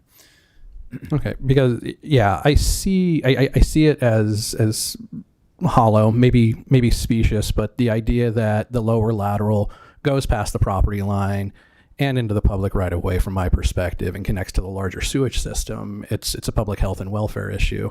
And so did the approving council at the time not consider what the cost may be if it were spread out to ratepayers? They didn't choose that as an option. We could Okay. look at that and we could get an idea of what that number is and what it would look like spread out over the entire rate base. Okay, thank you. And at that time, it could be determined, and I'm getting way far ahead and speculating, but at that time, if that was decided to do that, there would be maybe a decision, okay, is it cheaper to do this, via contract or via staffing? And what does that look like for the rate review? And what does that look like for, across the board rate costs? Would we hire twice the amount of staff in order to do this, or would we do this as a part of a bunch of main projects throughout? It would be significant, though, and a significant amount of money if we went that way. Okay. And then my last piece here is you had touched on the point of sale trigger inspection, which makes sense. The last thing you want is, effluent building up in your house or anything along those lines. But how is it that this inspection occurs when there's $50,000 or greater work permit needed? How would a new roof and gutter system, let alone a new kitchen, require the need for the inspection of a sewer system? It's just the threshold of a building permit that was set. We looked at across the state of California and kind of tried to look at where other cities had set this. Again, we're not alone in this. This is something that's happened before. So that tended to be, an average or a lower average that we felt. And there was discussion with council about that amount, as far as like building permits go. And that was the recommendation that was made at the time. But it wasn't set based on, it was looked at from the amount of work that's going on with a building permit, because surely that's an additional cost. It's pretty significant, if you have to replace it. This just basically triggers you to have the CCTV work. But clearly there's a lot of, majority of the laterals in the city are vitrified clay. So, the likelihood of you having to replace it's pretty high. The program is there to encourage laterals to be replaced because we have this I&I issue that we have to deal with at the treatment plant. And I believe, and correct me if I'm wrong, Director Willer, but public improvements in the right-of-way are that same $50,000, right? So sometimes you'll have a property that's making improvements to their house, and let's say there's not a sidewalk in front of their house. If that reaches that threshold, which I believe is $50,000, we can require them to put in sidewalks in front of their house as well. Yeah. Improvements to accessibility, whether it's, typically it's accessibility improvements, fixing driveways or curb returns or broken sidewalk, that sort of thing. Okay. So that 50,000, and this obviously goes on to a tangent, but that 50,000 threshold then also applies to, I think you said, other accessibility work. Or it could. Okay. Thank you. Thank you. Anything from this end? Councilmember Contreras-DeLoach? Yeah, I had a question. I wanted clarification on something you mentioned earlier about a moratorium on cutting up roads after paving them, and I was wondering if you guys could explain to me what that means. Sure. So we have a pavement. What's it called? It's a street moratorium. Basically, we have it's codified that they're for 5 years. after a street's paved that, if you're going to cut up the street, there's other standards that you have to adhere to, basically meaning if you need to, for example, if we pave a street and PG&E comes in and say they want to put a new gas main in, then they can't just do like a regular trench width to do that. They have to extend their limits in order to repair the pavement to a higher degree because, it's a brand new facility that we just installed. But the same thing would apply to any cutting into a new pavement after we pave it. So if somebody goes out into Myrtle and they want to put they need to cut into Myrtle for whatever reason, whether it's one of our franchise utilities around here or it's a lateral in this case, they would have to do a wider patch through there in order to repair it to a higher level. So in the cases of an individual owner that needs to repair a sewer lateral, would that cost fall to them to do that paving? If they're not part of, yes. If they choose to use a Class A contractor to do their work, then the patch would be wider than if the street hadn't been paved. And so therefore there would be more cost. Typically there's more cost associated with that because you're putting more asphalt, more saw cutting, more materials. Okay. When you guys paved H&I, right after it was paved, there were a whole bunch of places where people needed to cut back in. What was the reason for that? There was a few different things going on there. One of the issues was we had, I think due to the construction, part of the sewer main where we had some issues with the sewer main had some failures. I think you'll see kind of a series of patches going down the center lane. So that's what those patches were there from is, a lot of vibratory compaction happening on the roadway and loosening up underneath where that vitrified clay main goes through there. But then there also were a couple of patches that were cut in there, I think for sewer laterals at the time. That was a question that I had. I think going back to that, when I'd asked, somebody had explained to me that vibratory compaction, basically the idea that it got jiggled and failed, and so then it needed to be repaired. What I'm wondering about just to be clear, it was the wastewater infrastructure that got jiggled and needed to be repaired because of the equipment being used to pave. Why is that distinction important right now? Because I thought you were saying it was the equipment causing the road to fail. It caused the... No, not causing the road to fail. I guess I wanted to make sure I asked the questions first. My question would be, when we were paving the street, because I remember what happened out on H&I, has this already happened, and what is the likelihood that we could cause somebody's sewer lateral because of the compaction vibration or vibration compaction? I apologize. What is the likelihood of that causing someone's sewer lateral then to potentially fail and need to be replaced, where we're basically causing the problem as the city?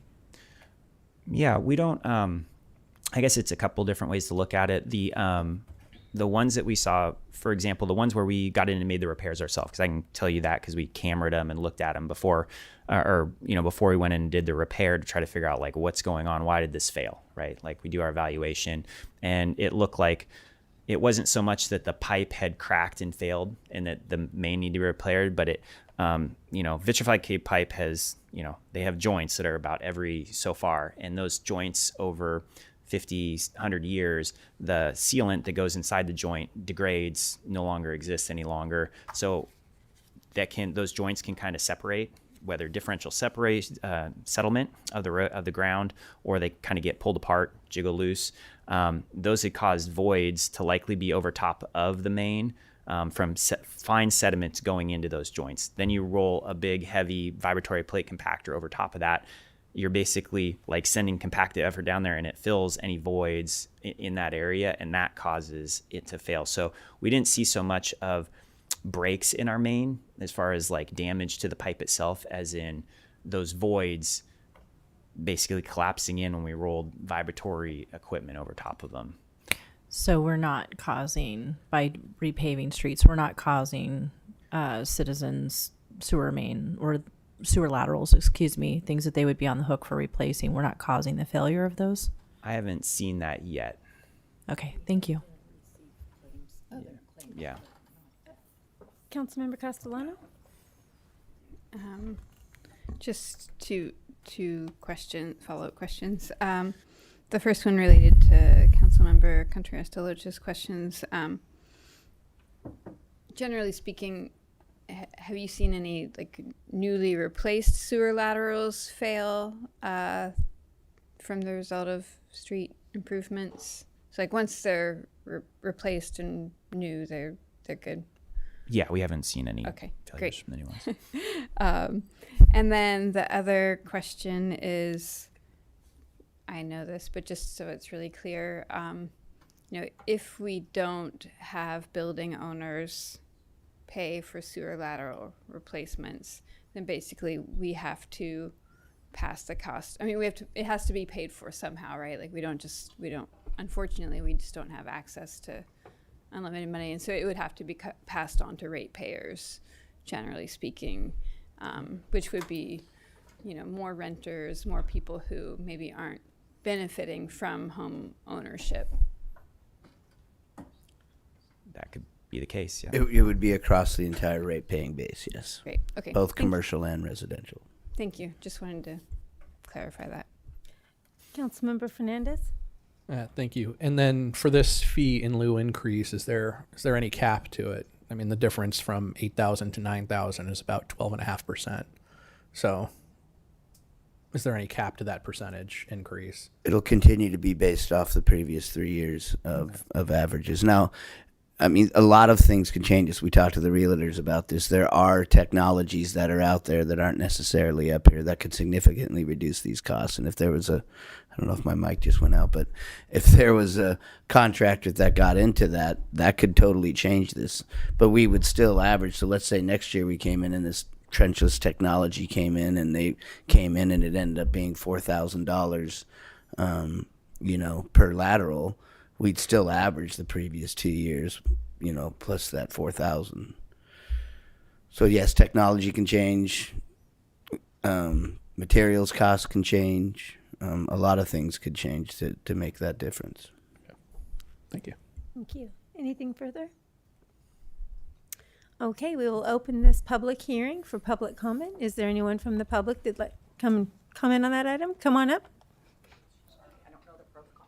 Oh, welcome. Hi. I do have a few questions. I didn't see the report. Thank you. Really well. So is there a possibility of getting a copy of that report, or is it online?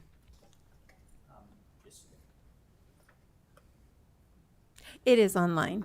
Oh, okay. All right. I'm sorry. My name's Karen Gladding. Thank you for listening to me. Like I said, It will not be online. been in front of you before. So I do have a few rentals. All are in the city. I recently sold one March, and that's when I learned about the sewer upper and lower laterals. The inspection fee, review fee with the city was cool. That was like $200. My sticker shock came when I discovered that I need to replace both of them, and they were $4,000 each. So the fee in lieu, I think, was just for the lower lateral, and that was the 4. The contractor I went with gave me a discount because he did both, so that was good. My question, is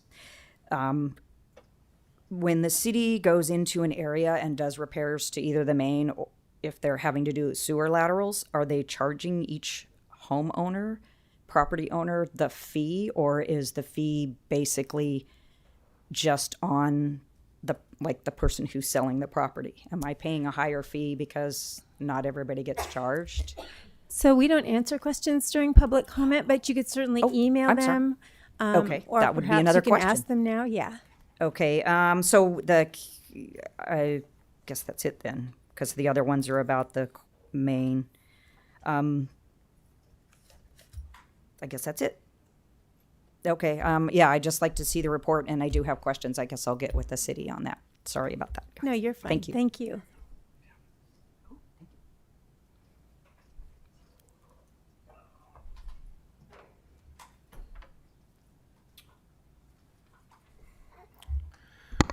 I think your last comment probably illustrates most people's worries about this. You said that if a new technology contractor came in with a new technology and was able to do these for $4,000, that you would still charge an average of the last 3 years, even though the old technology is no longer being used. that seems to me like a irresponsible way to go about it. If a guy comes in that can do it for 4,000, why don't you charge us 4,000? Instead of gouging us for old technology. So, yeah.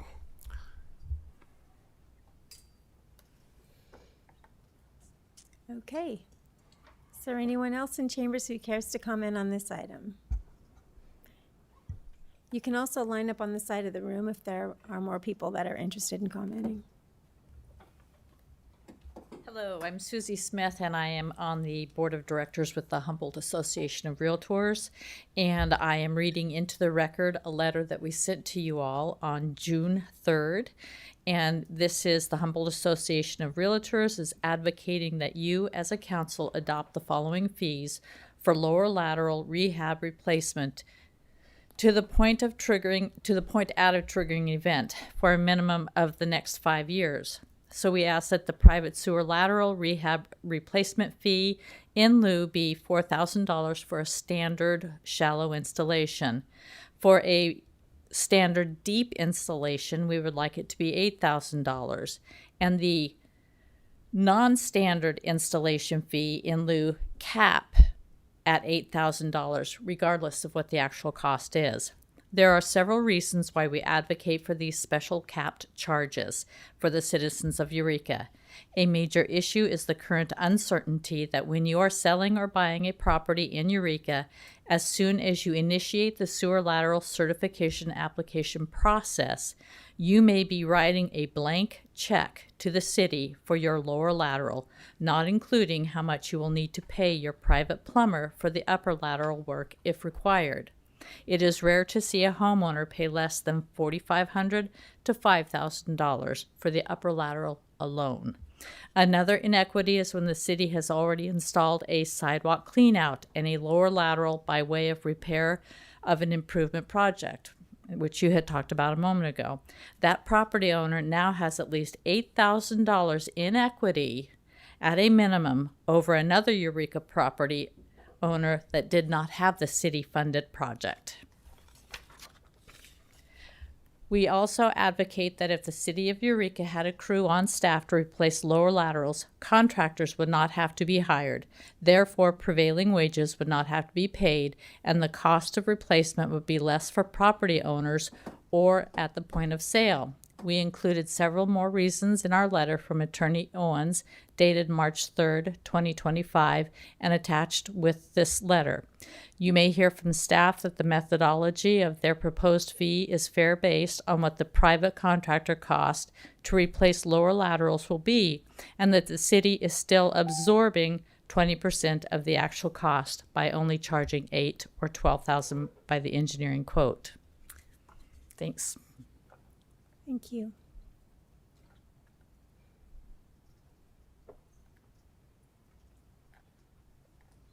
Hello. Hello, my name is Victoria Copeland. I'm a resident and a business owner in Eureka. I just, am a task force member. I really do thank Miles and Jesse for meeting with us. And it's just been rough going. I mean, we want one thing and they're advocating for another, and we're understanding that there needs to be a point of sale of inspection from the wording of the consent decree, but there doesn't have to be a lower lateral paid for by the property owner. I mean, I can understand an inspection of the line. I still don't understand why a perfectly good asbestos pipe fails. I don't understand why, a PVC pipe that might have just a little bit of a belly will fail. There's a lot of things that when we're actually, boots on the ground trying to get this done in a 45-day period, there's a lot of just still some pretty ridiculous stuff that happens. But you guys do have the power to say, you know what, let's make the in lieu fee $4,000 and we'll come up with the rest. I mean, we clearly see when the city has something that they want to pay for, you find the money to do it. There's several things later on the agenda that prove that in the millions of dollars. So, you know, again, you guys have the ability to set the fee in a reasonable, equitable way for property owners. Again, just us seeing all the fees that are going up. There's so many building permit fees going up, and even just by a little, but all of those little fees impact the cost of housing. They really do. And, you know, this issue of the sewer infrastructure in the city of Eureka is nothing new. Ryan Burns wrote a great article in the North Coast Journal on December 31st of 2009. There was a lot of funny money going back and forth between the rehabilitation arm of the city versus other pots of money. It's just been really interesting. And like right now, from what I can tell, there's about $3.5 million sitting there that's been collected so far. But again, enterprise funds, it doesn't have to just be the 20% contribution from the city. It could be 50-50 for the lower lateral, and that would still comply with the consent decree. And then I know you guys had also asked for, you wanted to hear from people, from residents. So we put a little packet together. There's actually 4 letters from residents in these packets. There's like 6 of them there. But, you know, again, there's more than one way to reach a common goal, and maybe 80-20 isn't equitable, maybe something more like 50-50 is. And also, just with the contractors who are bidding, we'll have a contractor who could probably do the lower lateral for $3,500, but he says, well, I'm going to charge you $8 because otherwise you're just going to have to pay $8 to the city. So would you rather pay me or would you rather pay the city? So we got issues.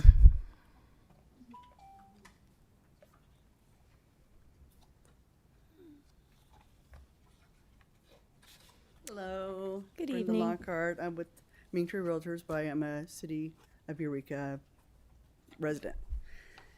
And I just wanted a couple points. I do think that the city should employ their own crew.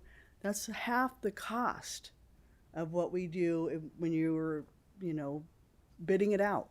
I mean, if we had our own crew, I think would only be fair for the city residents to have that done.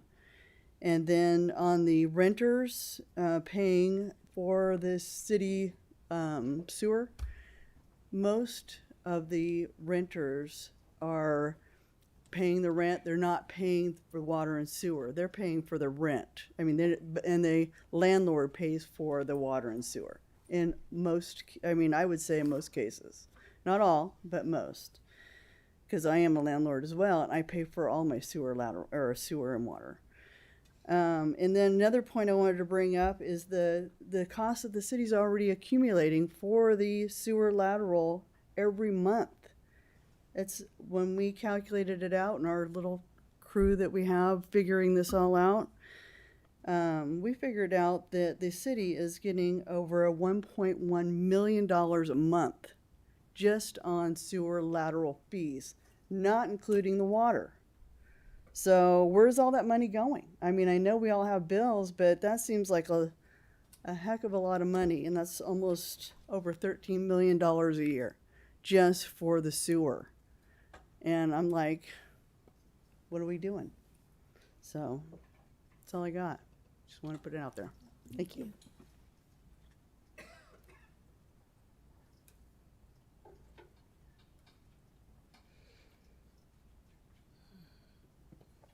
Tina Christensen with Coldwell Banker Cutting Realty, and also on HAR's board of directors and on this sewer task force, which we've been meeting week after week after week. Met with Miles, met with Jesse, and they've been great. I understand the issues. I think that what has happened in the past is the past, but I think that you have a responsibility to look at the figures that Brenda just talked to you about. $13 million a year, or if it's $10 million a year, where's that money going? You know, we sent in a lot of requests for additional information on some of these things, and some of them were responded to, some of them, you know, I know how this works. Some of them you don't get your answers to. Got to wait a month out or 2 months out. But one of them is you have a responsibility in your budget to find out where that money went. And we would like to know, as participants in this city, where all of the sewer lateral money went if you're charging $13 million a year. You got to have a budget for that, and where does it go? So I think the citizens have a right to those answers, and I also think that the sewer laterals that these property owners have only contribute 10% of the problem. It's your sewer mains, it's water intrusion into the manholes and all of that. We're only 10%. So I think that you have to come up with something that's more equitable. Yes, you had a lawsuit. Yes, you lost the lawsuit. But there are ways to work, as Victoria spoke. You know, there's inequities in what is happening, and I think we all need to come together and realize that and work for something for the citizens. Thank you.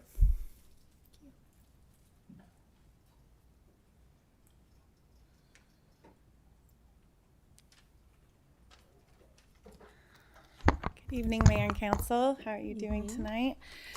I wrote down what I was going to say because I would forget. My name is Christine Tyson. I am the chair of the Government Relations Committee for the Humboldt Association of Realtors, and I also serve on the association's Sewer Lateral Committee.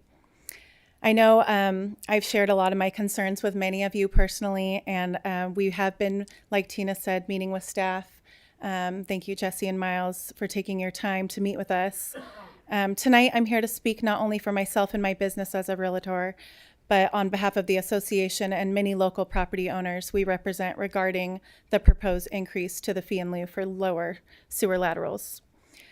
I respectfully urge you to reconsider this increase. It would place yet another financial burden on homeowners, buyers, and sellers, especially those already struggling to afford housing in our community. For many of these fees, significantly reduce the equity that people spend years building. Equity that is often vital for major life transitions like downsizing, retiring, or passing on assets to family. That's if they even have equity left after everything else. And it's important to remember that this fee doesn't even cover the costs of the upper laterals, which lately have been almost relatively the same as the lower. I just had one 2 weeks ago that cost $16,000. For most properties, again, that they're anywhere between $16,000 and up to $30,000 during a transaction. This is an enormous burden for the citizens of Eureka. Additionally, I want to raise a growing concern regarding the non-standard installation fee. This fee, which may be applied in certain cases, creates even more uncertainty for buyers and sellers. Not having a clear or consistent number to work with during a transaction complicates negotiations and can stall or even delay deals. Sellers don't know what they're, on the hook for, and buyers don't really know, they don't want to move forward if they don't have a certain cost. It adds confusion on an already sensitive process and creates challenges for all parties involved.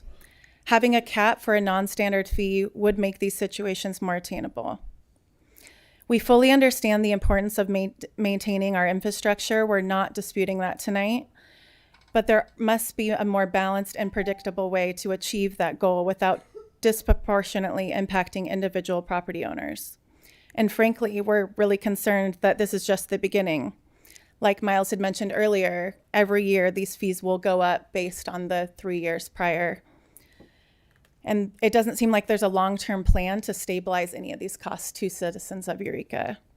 We respectfully ask that you pause and work towards the more equitable, transparent, and sustainable approach, one that supports the city infrastructure while protecting the finance of Eureka residents. Thank you.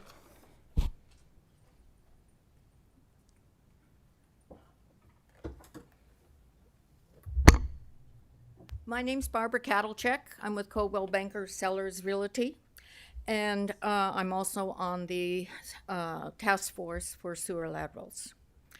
I've done a lot of contacting with agencies, state agencies, and I recognize that grants aren't available right now to Eureka, but I'm going to ask you to think outside the box. Take a different approach. And I know one of the things that was mentioned to me, yes, there is financing available. And think about individuals as they get ready to sell their houses, and they may encounter other repairs other than sewer lateral. And so the amount of monies that are deducted from what they expect to move on with their lives can be greatly affected. I'm suggesting to you a public works project that is financed. And what I'm asking you to do is think about, okay, right now you have an individual that's facing a huge cost. I've talked among people. What they've told me is they would like to see a monthly fee so that when they get ready to sell their property, they do not have to face a large debt. Thank you very much. Thank you.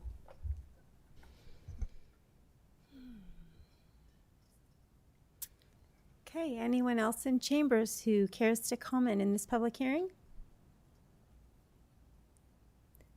Seeing none, we'll move over to Zoom. Ellen? Hi, City Council. So yeah, I'm a homeowner in Eureka.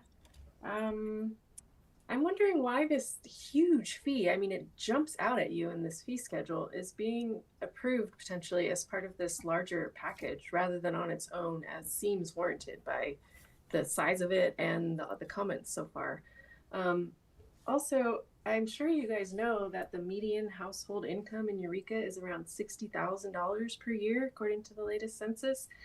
$9,000 is a lot of money and will be cost prohibitive for many current homeowners, threatening to make the homelessness problem here much worse. And a couple of nitpicky things, I don't think it's nitpicky, $9,000. If I maintain my home perfectly, I may still end up on the hook for $9,000 if the city decides to replace the main line that my lateral connects to. How in the world is that fair? And I've heard this idea floated around that this fee is equitable because it only affects property owners. But yeah, the sewers working is definitely a public good. I really agree with that suggestion of making this a public works project because y'all don't want my sewer line to be backing up. My neighbors don't want that. The street crews don't want that. Nobody wants that. So, and you know, all of us property owners have lateral sewer lines. So if you guys are going around fixing mains, and you know, whatever, you know, our houses get old and eventually we have to do some repairs, we're all going to have to pay this fee. But then what if we can't? What if this is too exorbitant and my sewer does start to back up? What happens then? Is there going to be a lien on my property? Am I going to get foreclosed on? Again, if Eureka is serious about tackling our homelessness issue, this seems like a really bad idea. And I really want to encourage you to not pass this tonight. Just take it out. It needs to be its own thing. And it needs to be not $9,000 for a homeowner. I mean, that is just a recipe for people getting kicked out of their homes. Thanks. Thank you. You see anyone else? I see no one else. Okay, so with that, we will close the public hearing and bring it back to council for a motion and a second, and then discussion. Want to make a motion and then ask your question?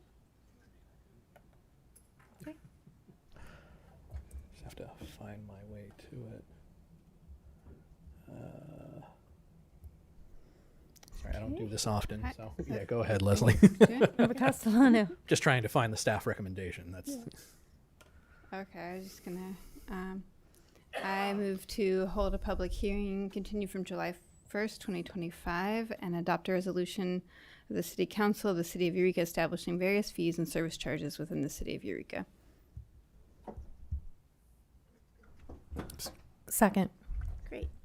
Councilmember Fernandez, did you have a question? Yeah, I did for staff. I know that one of the commenters had brought up that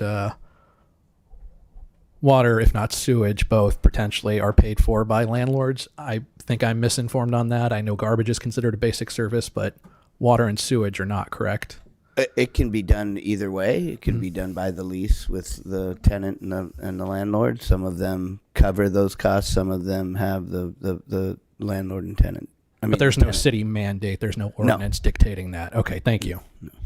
And then just following that, the only reason I wasn't a second on this is because I am likely to vote no on the sewer lateral portion fee increase, but I would approve the package overall. Councilmember Contreras-DeLoach? I had a question. May I ask one question? Just based off of a public comment that was made, I just wanted to ask really quickly, do you know, and this might be a question for City Manager Slattery or possibly City Clerk Pam Powell, have we had any Public Records Act requests about the sewer lateral that have not been fulfilled or that are currently waiting? I think there's some, Pam, I'm sorry. I would need to check our spreadsheet, but our paralegal has responded to everyone. There may have been voluminous documents that we're producing on a rolling basis. I would just have to check. Yeah, I think that the ones that haven't met the 10-day time frame have been notified to the requester that we're doing an extension because of the amount of information that's being asked for. But they're on top of, whatever's been. Some of them have met that 10-day time frame. Some of them have such a voluminous amount of information that we need an extension on that. Okay. Yeah, I know that sometimes they can be, as you said, voluminous. I am in this similar position. I'm okay approving the other things, but I would also be a no on the sewer lateral. Councilmember Castellano. For my fellow council members who are not approving of the sewer lateral fees, I would be curious for them to state their positions in terms of alternatives to these fees. I myself, no one wants to, raise fees in general. Just to say, it's not like we're like, hey, let's raise fees on people so we can, add strain to the public, right? We all also have to pay these same fees at different points in time. I personally am not in favor of passing them on to ratepayers, and so I would be supportive of, right, like we can pass this now and then continue to get more information, as we've already done several times, in the history, in the ongoing history of this situation that no one's really happy with, honestly. In terms of, I think it would be great to get a future report on the cost of having our own crew. That means, but in the meantime, we also need to, support the cost of the program. And I do think that, as someone who's experienced the street in front of where I live being replaced, I do think that there's some opportunity to improve that communication around road repair and lateral, and the opportunity to replace laterals, and so that's something I would like to also bring back. But in the meantime, I do think that we need to move forward with this. Councilmember Fernandez. Right. So I was asked if I could better explain myself, and I do find that 80-20 is fair, and I understand there's issues out there about equitability. I don't know how I quite feel about saying it's inequitable, and I understand the worry of the cost being tacked on to ratepayers. I mean, regardless, that's going to get passed on to renters and those experiencing other issues, finding any sort of permanent housing. I would rather that this public utility, at least through its usage for public good, be a shared cost. And that's not something I know we can rectify tonight. I know it's something we've talked about over the last maybe year, which is that we need to review our sewer lateral ordinance, and that needs to be coupled with looking at the ratepayer study. So is it going to be solved tonight? No, but I would rather not increase it if that were the case. So would it stay at 8,000? I'd be more comfortable with that, but I'd be even more comfortable with it not existing at all. Councilmember Moulton. So what happens if we don't increase this and the city continues to do the work and incur the costs of replacing these laterals? So two things. So when the non-standard situations come up, because the lateral's in place, the non-standard situation would rely on the property owner to take that. There would be no 20% coverage of those non-standard. They would come in, it would be determined to be non-standard, and whatever those costs would have to be accrued by that property owner and done prior to the point of sale. If the regular standard fee does not go through, the older fee of $8,000 would continue to remain, and the cost for covering that would end up going on the ratepayers, and that percentage would be higher than the 20% that we're currently covering. At some point in time, if council continues or would continue to choose to not raise that increase, it depends on what happens with the next bid. The next bid could come in, depending on when that is. We'll average it again, and we'll come back with another number, and that's what the council adopted ordinance requires staff to do. Thank you. I just wanted to make a comment that I think the fundamental piece of this for me is who owns a sewer lateral. And when I think about it, I think if that house was not there, there would be no connection to the public sanitary sewer. Therefore, that specific piece of pipe is serving that house. And in my mind, that makes it the responsibility of that property owner. And as a property owner who has had to replace part of my sewer lateral before all of this happened, I can appreciate that owning a home can be quite a money pit. And I think that the city offering to transfer 20% of the average cost to other people who are not building equity in that property is incredibly generous. Councilmember Contreras-DeLoach. Yeah, speaking to Councilmember Castellano's question, since I had indicated that I would be a no vote on the sewer laterals, we've obviously had some time to kind of mull this over, because I know none of us want to increase costs or rates of any kind, really. It's that we're trying to find the most equitable decision, and the debate up here really is between how we think it's most equitable, because it seems that is the issue that's concerning all of us, is how do we do this equitably with as little harm as possible, and we have this cost. So my thoughts on this, I had mentioned, I think it was at the March meeting, that my initial thought and my initial concern was having renters potentially paying if we spread this cost, that we would have renters potentially paying this for people who own homes.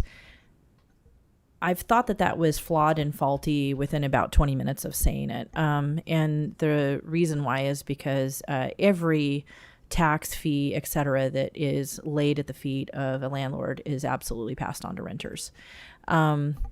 First of all, I think the other thing too is the framework that I was using is also faulty, because that would presuppose that anybody who owns a property is automatically in a position of privilege, which is false, and that anybody who is a renter is in a position of disadvantage, which is also false. There's a number of reasons why people would be in either of those categories, but that doesn't have some of the highest income earners we have here are renters. They are traveling doctors and nurses. There's a number of reasons, why that isn't actually a way for us to calculate it. I think another thing too is I worry about this potentially.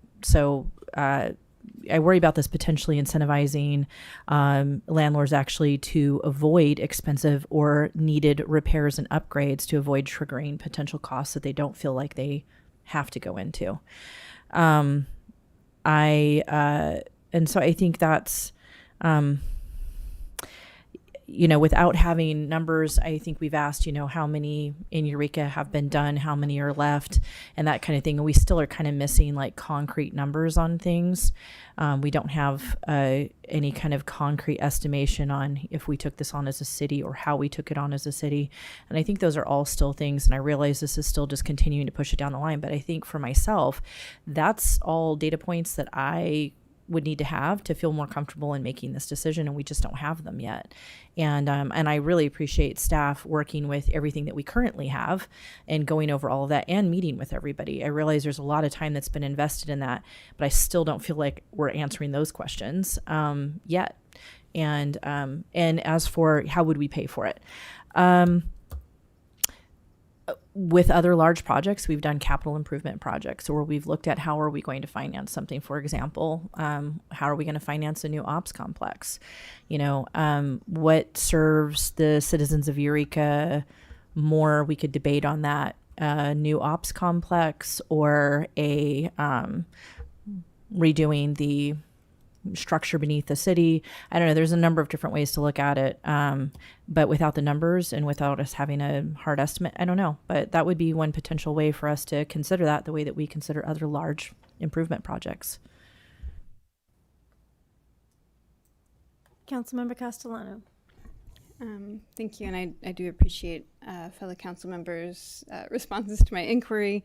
I do want to just reiterate that we are talking about this fee being levied at the point of sale, which, in an analysis of the Eureka housing market over the last 10 years, home sellers are doing quite well during that point. We for at least about a year, Eureka had one of the, was in the top 10 housing markets in the U.S. Though selling prices have somewhat, flattened in the last year, it, generally speaking, like home sellers are doing very well at time of sale. So I do think it's actually the best opportunity to include the price of this with the sale of the house. Councilmember Fernandez. Just to note, it's not just a point of sale trigger too. There's also the any permit that would be in excess of $50,000 for a job on that particular site. So it's more than just that particular point of sale. For sure. Yeah. I realize that. Yeah. That is the primary trigger. Okay, Councilmember Contreras-DeLoach. Yeah, which, depending on, what needs to be done, on a property, that could include a variety of things, especially on any kind of apartment complex, including lower income apartment complexes. But I believe it would also be triggered by somebody building an ADU or any kind of addition in that way. Is that incorrect? No. It wouldn't be triggered by? Not the ADU. The ADU doesn't do it. Oh, it does? Oh, I apologize. Yeah. So... Okay. Yeah, that was my understanding. So it is, right? An ADU would as well. Yeah, so I see that as a disincentive also for people, potentially looking at ways to increase housing. So there's just a number of issues. Okay. So if there's nothing further, please vote.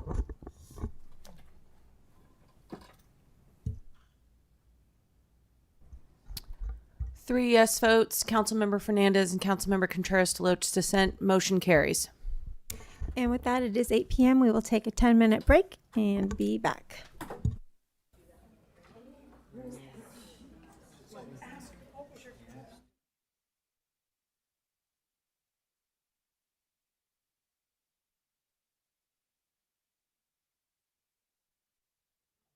All right, this moves us to the consent calendar. All matters listed under this category are considered to be routine by the City Council and will be enacted by one motion. Pursuant to City Council Resolution 2011-22, if a member of the public would like an item in the consent calendar pulled and discussed separately, the request shall be made to a council member prior to the meeting. Unless a specific request is made by a council member, the consent calendar will not be read. There will be no discussion of these items. And as discussed earlier, F3 has been removed and will be heard on July 15th. And I've heard no other items to be pulled. So if we could get a motion. I'll move to approve the balance of the consent calendar. Second. Please vote. 5 yes votes, motion carries. Thank you. This moves us to legislative action correspondence. Councilmember Bauer. Yeah, thank you. I think probably all of us got a message from Cal Cities about SB 840, which is the cap and trade. It renews the cap and trade. Well, it reauthorizes the cap and trade program at the state of California. And Cal cities, our fellow cities across the state, are asking that we write a letter of support. And we have a sample letter, which I just got this earlier today. But it's basically saying we want you make sure that we invest in capital projects of regional significance, regional transit agencies, trying to maintain service, increase services, zero emission vehicle transition, all these great things. I don't know how fast we need to do this. If this is something that can wait. Well, I guess it's only a week, right? So we'd like to bring a letter back next week in support of SB 840, and just some of the things that are in there are really good for California, for our city. So it looks like we have Thank you. consensus on that matter. Thank you. This moves us to ordinances and resolution. Oh, go ahead. Yeah, there was a piece of legislation or one that's going to be coming up that I wanted to ask about just get council's thought on it. It's Senate Bill 627, Jesse Erijuan and Scott Weiner. It's the No Secret Police Act. It's a request that they're putting forward to that law enforcement be clearly identifiable.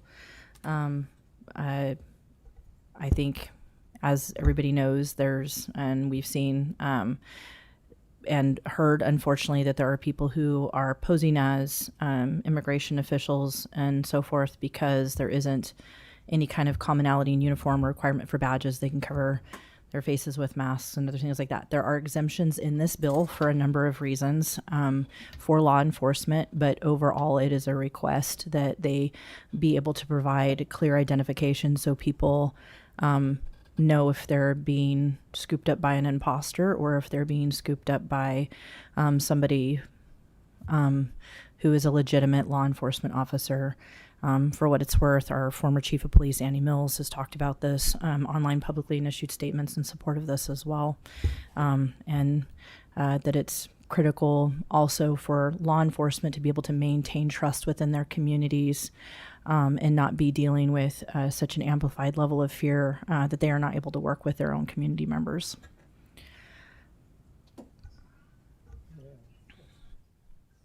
Thank you. Okay, so we have a consensus. Okay. Anything further on legislative action? All right. Thank you. That moves us to ordinances and resolutions, salary schedule update with Director Folger. Good evening. Good evening, Mayor and Council. City salary schedule is routinely updated and approved by council as required by Microphone's not on, please. Good evening, Mayor and Good Council. evening, and welcome. The city's salary schedule is routinely updated and approved by council as required by CalPERS regulations.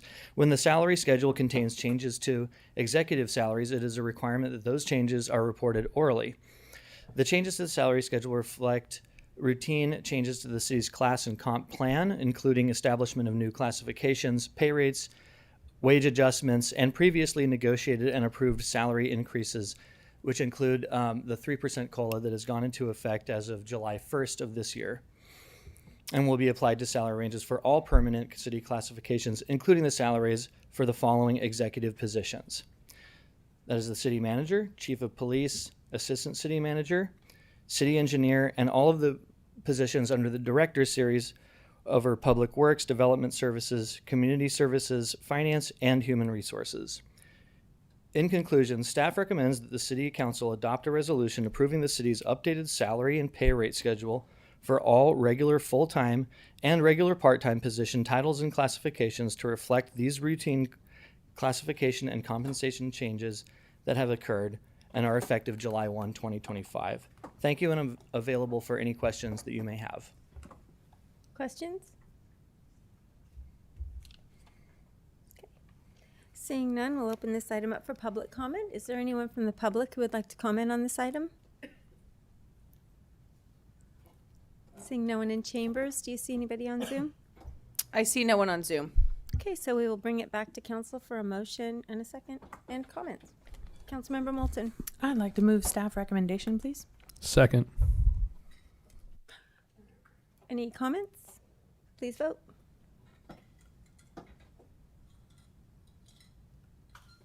Five yes votes, motion carries.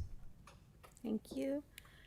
Reports and action items. Joint exercise powers of agreement for Humboldt Bay Fire. Chief Citro.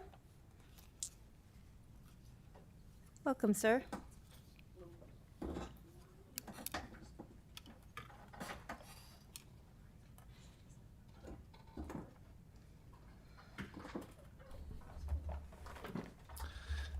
Good evening, Mayor and Council. So tonight I'm going to present the amended and restated joint powers agreement between the City of Eureka and the Humboldt No. 1 Fire Protection District. Give you a little bit of a background on it and where we came from, the original agreement, and where we are today. So a little bit of background history of the Humboldt Bay Fire Joint Powers Authority. This is one of just an example of what we used to look like as two separate agencies. The old ketchup and mustard days, we used to call it. So a little bit of background of the City of Eureka Fire Department was established in 1864, and the Humboldt No. 1 Fire Protection District was established in 1929. As you know, the Humboldt No. 1 Fire Protection District protects the 40 square miles that completely surround the City of Eureka. Both agencies operated completely independently until 1991. And what I mean by independently is boundaries weren't crossed, response routes were taken around city limits or district lines, very separate organizations, even though they shared a common boundary all the way around. In 1991, there was something called a boundary drop automatic aid agreement that was established between the two agencies, and basically what that created was, regardless of the political jurisdiction, the closest engine responded regardless. Give you an example. As you know, our Fire Station 2, which is owned by the Humboldt Fire District, is up on Herrick Avenue. When I started in 1999, there were stories from people who worked for the district back in the 70s that they would watch a city engine go by their fire station on their way to Lumbar Hills. So that's how separated they were. So we worked under this boundary drop auto aid agreement for quite some time. It's what was in effect when I started. We did do joint training, but we still had different training, still separate administrations, chiefs, boards, fire services, the whole works. During this time, 2 attempts at a joint fire services committee consisting of staff from both agencies was attempted in both 1993 and 2003 to make recommendations to the governing boards, the City Council and the Humboldt Fire District 1 Board of ways to consolidate services. Those reports were forwarded to each governing body, and neither of them resulted in any formative action taking place.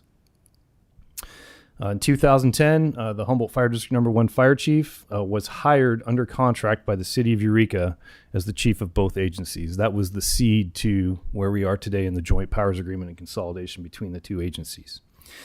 In 2011, Citygate and Associates, they're a firm. They conducted a consolidation study between the two agencies.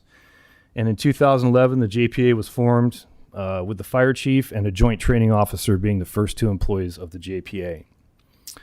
In 2013, crews were mixed, and basically what that means is firefighters from the Humboldt Fire District and firefighters from the City of Eureka finally intermingled into each other's stations and started working together. That was a huge step. And then in January 2015, all the employees of the City of Eureka Fire Department and the Humboldt No. 1 Fire Protection District all became employees of the Humboldt Bay Fire Joint Powers Authority. So Humboldt Bay Fire is a joint powers authority formed between the City of Eureka and the Humboldt No. 1 Fire Protection District under the authority of the Joint Exercise Powers Act codified in California Government Code 6500. The agreement was originally signed in 2011, and again, like I stated before, joint operations began in 2013.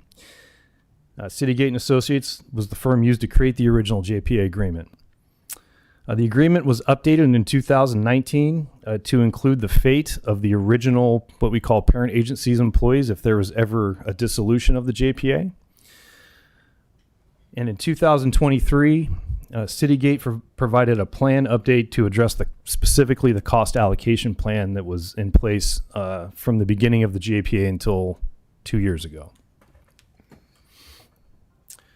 The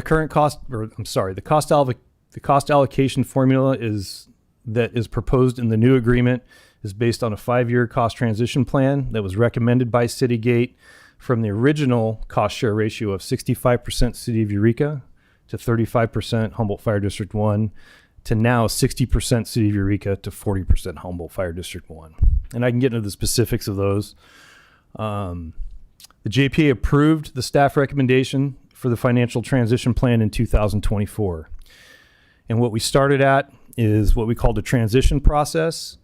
62.5% City of Eureka, 37.5% Humboldt Fire District for the first 3 years, and then we will move to 60-40 split beginning on year 4. At the end of year 2, which is where we are right now, this current fiscal year that just began, we are in year 2 of this transition plan. We will conduct a new analysis with staff to determine if the 60-40 split is still on track. And I can tell you, as of right now, it is on track, and it may be even on track to be a year earlier. Director Millar, myself, and our business manager, Jenna Harris, will conduct that analysis here and present to the JPA board after mid-year budget and give a recommendation. This financial transition plan in the 60-40 split is pretty much based off the number of fire stations. 3 in the City of Eureka, 2 in the Humboldt Fire District 1, and that is referenced in the JPA agreement. That was the recommendation from Citygate when they came back in 2023 when we addressed the cost allocation formula and how to make it more equitable. The other big addition to the amended JPA agreement in front of you is 1 at-large 5th member will be jointly selected and recommended for appointment by the city manager and the district fire chief, myself acting as the district fire chief, and we will be the executive officers of each member making that recommendation. We have to agree, and then it will go to the JPA board, who must confirm by a majority vote of all the members appointed by the members the appointment of the at-large 5th member. And the reason for the 5th member is currently the JPA board consists of 2 members of the Eureka City Council and 2 members of the Humboldt Fire District number 1 board, giving us an even number. Mm-hmm. Fortunately, we haven't had any issues with split votes. We've had one that was not during my time, was before my time as the fire chief, but that got resolved. But it did take some time to resolve the issue, and that was in reference to the COVID mandate. So it was recommended that we create a 5th at-large member. So where are we today? So basically, what needs to occur for this agreement to take effect is each parent agency needs to approve the amended and restated JPA agreement. Legal counsel from both the city and the Humboldt number 1 Fire District have reviewed this amended and restated agreement. It's gone through legal review. On June 11, 2025, the Humboldt number 1 Fire Protection Board of Directors approved this amended and restated agreement with a unanimous vote. If approved tonight by City Council, signatures will be gathered and the amended and restated agreement will go into effect. So the staff recommendation is to approve the amended and restated Humboldt Bay Fire Joint Powers exercise of agreement between the City of Eureka and the Humboldt number 1 Fire Protection District. And I'm more than happy to take your questions. Does anyone have any questions for Chief Citro? Councilmember Fernandez? Thank you. Potentially moving from that 60-40 split, and maybe this is for the city manager, what would be the potential cost savings for us from that change, from if any at all? Director Millar can speak to that, but I will say that all of our budget projections and other things that we've done, even negotiations, MOU discussions and stuff, has been predicated on that happening. But Director Millar. Yeah. Doctor sounds pretty good. Been working on your PhD back there, huh? So it was about $500,000 okay. when we did the analysis. Yes. Of course, as costs have gone up, that savings will grow over time, but initially it was about $500,000 to go from 65% to 60. Thank you for helping me understand what 5% equates to. And then I'm curious, getting to the at-large position, is there a term limit? Do they serve at the pleasure of the two of you? How does that work? So it's the same term. It's a 2-year term, same Okay. as other board members. It is specified in the agreement of the term. There's also language in the new agreement that they can be removed from the board by a majority vote of the members of the member of the JPA. So in other words, a majority vote by the 4 sitting JPA board members from each member can remove that person. Okay. Yeah. Yes. I see the term there for a period of 2 years. And so, in opening this up, then is it going to be? How are you going to advertise for it? Are you picking folks that you already know? I'm curious what the process is. No. Since we haven't gotten approved yet, we haven't talked about advertising, but we would open it up just like any other appointed position on any other board or commission through the city, or and we'd advertise obviously in the district also. Yeah, and we'd like to do press release, use our social media website, Yes. that type of stuff. All right, cool. All right, thank you. Councilmember Contreras-DeLoach. First, thank you, Chief. Great presentation. Thank you. So, my question about the 60-40 split, is that something we're phasing into, or is that something we're abruptly switching to? And how does that, and I might have missed that. You probably said it and I missed it. So we're phasing into it.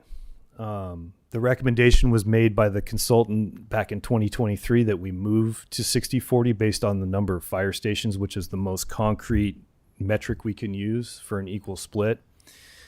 Out of concern for the financial health of the Humboldt Fire District Number 1 and the pending of their benefit assessment passing in 2024, it was recommended through staff to the JPA board that we do a financial transition plan over 5 years. And we're in year 2 of that right now. And we're at 62.5, 37.5 on year 2 right now. Last year was that same ratio. We'll conduct a financial analysis after mid-year this year and make a recommendation to the JPA board to continue the 62.5, 37.5 for the 3rd year, or move to the 60-40 the 3rd year. But 60-40 will become the reality no later than the 4th year. And the 4th year is officially on 2027? Yes. Okay. Fiscal year 26, 27. Fiscal, yeah. okay, 27. Okay, thanks for the You're welcome. clarification. Yeah.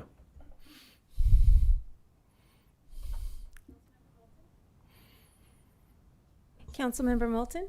Thank you. Thanks, Chief, for bringing that report. Obviously, our Councilmember Bauer and I are familiar with this transition, being on the JPA board. And I just wanted to say that it's really lovely to see the whole organization evolve. You know, talking to people who were here before it, and when the transition happened, it was like a blended family, and the stepkids weren't getting along with each other. And now to see our workforce, you know, coming into the JPA as a whole organization, and you know, just like developing that way. Also getting a chance to look at and to revitalize this, or to revise this agreement, since it hasn't been touched since it was put into place. Now that we've taken it out on the road a little bit.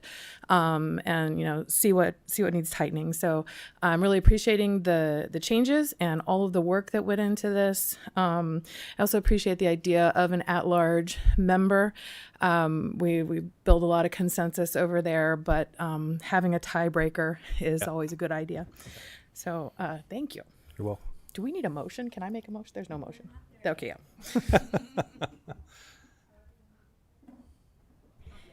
Okay, if there's nothing further, we'll open this item up for public comment. Is there anyone in chambers who's here to comment on this item, or who would like to? Seeing no one, we'll take it over to Zoom. Do you see anybody on Zoom? I see no one on Zoom. Great, so we will bring it back to council for a motion with Councilmember Moulton, a second, and then comments. Okay, well, I'll do it the lazy way and say I would like to move in the most grandiose way possible. Staff recommendation. Second. Thank you. Okay, we have a motion and a second. Are there any further comments? Yeah, I was gonna wait to save I didn't have a question, but I want to say it's been a long journey for staff and for the fire, JPA, and it's been great. I mean, Chief Citro, you've done a great job, and before you, Chief Robertson, to make this work for the city and for the district, it's been a challenge. I mean, I remember that the 2-2 vote was really hard, and no organization should have an even number, because it can be a real challenge. But now here we are, and I'm excited to see this finally going forward. So thank you for all your hard work. Okay. If there's nothing further, please vote. 5 yes votes, motion carries. Great. This moves us to the use of Avelo Airlines with City Manager Slattery. We will be providing a consensus on this. Thank you, Mayor, and good evening, Mayor and Council. I believe it was 2 meetings ago, Councilmember Fernandez had, at a future agenda item section, had requested bringing back a report on the use of Avelo and the potential for not using them as a vendor. So staff went and did some research on it. Avelo obviously flies out of Eureka Arcata Airport here. It flies solely down to Southern California to Burbank, and I believe only Burbank now, correct? So staff did some research on how much we've used that for trainings and for travel for city staff. Obviously, as it goes down to Southern California, it's used pretty sparingly. In fiscal year 24-25, we approximately had a total of $2,500 spent towards travel using Avelo to Burbank. This was brought forward by Councilmember Fernandez because of their contract that they have with the federal government for deportation flights. We looked at an analysis of potentially utilizing United Airlines, which is our other carrier here, and it's approximately 30 to 40% higher. I just want to make it clear that we don't have a contract with either of these airlines. They're used as a vendor. Typically in our processes that we use for contracting either services, flights, projects, construction projects, we typically go with the lowest cost option for that. So we have used Avelo for that purpose. Overall, it's a really insignificant amount of our travel. We roughly average throughout the whole city with police, public works, community services, city admin, council, everybody associated with the city, and the amount of travel we have, we're probably in the $130,000 a year range for the entire city. And so this is, we don't use them very often. So basically that's the report. The costs savings, if we base it on fiscal year 24-25, is about $3,000, $3,500 approximately. And so the alternatives you have for giving consensus to staff is to either continue the use of airlines and continue to use them as an option as far as what would be the most cost effective, or just to transition solely to United Airlines.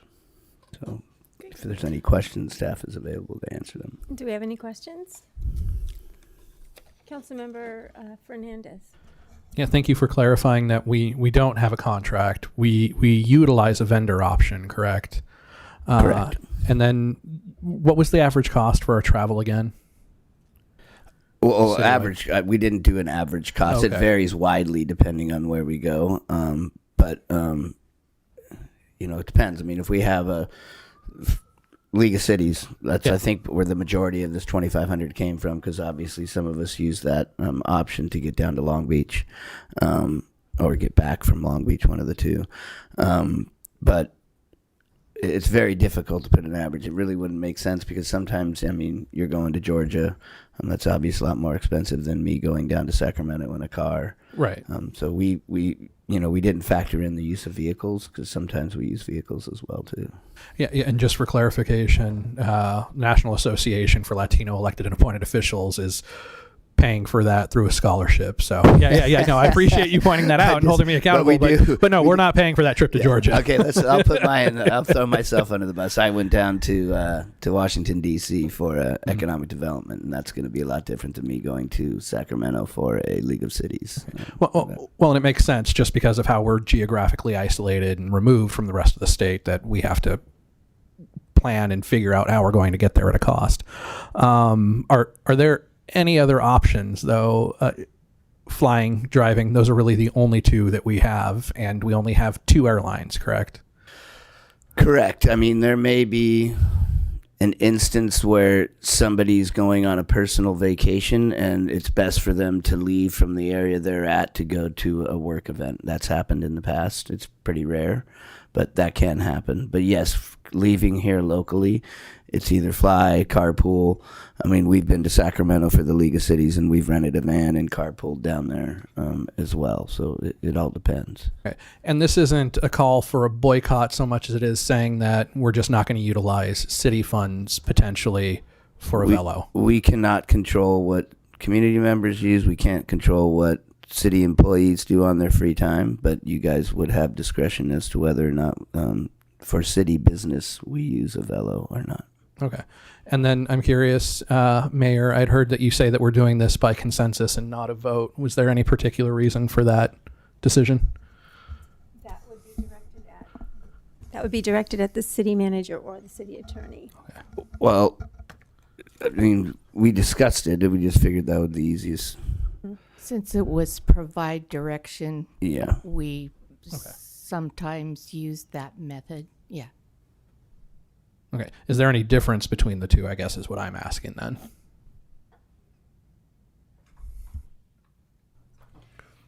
I think one is more of a hard target if we were going to be sued by the airline or by ICE or by whoever, you know.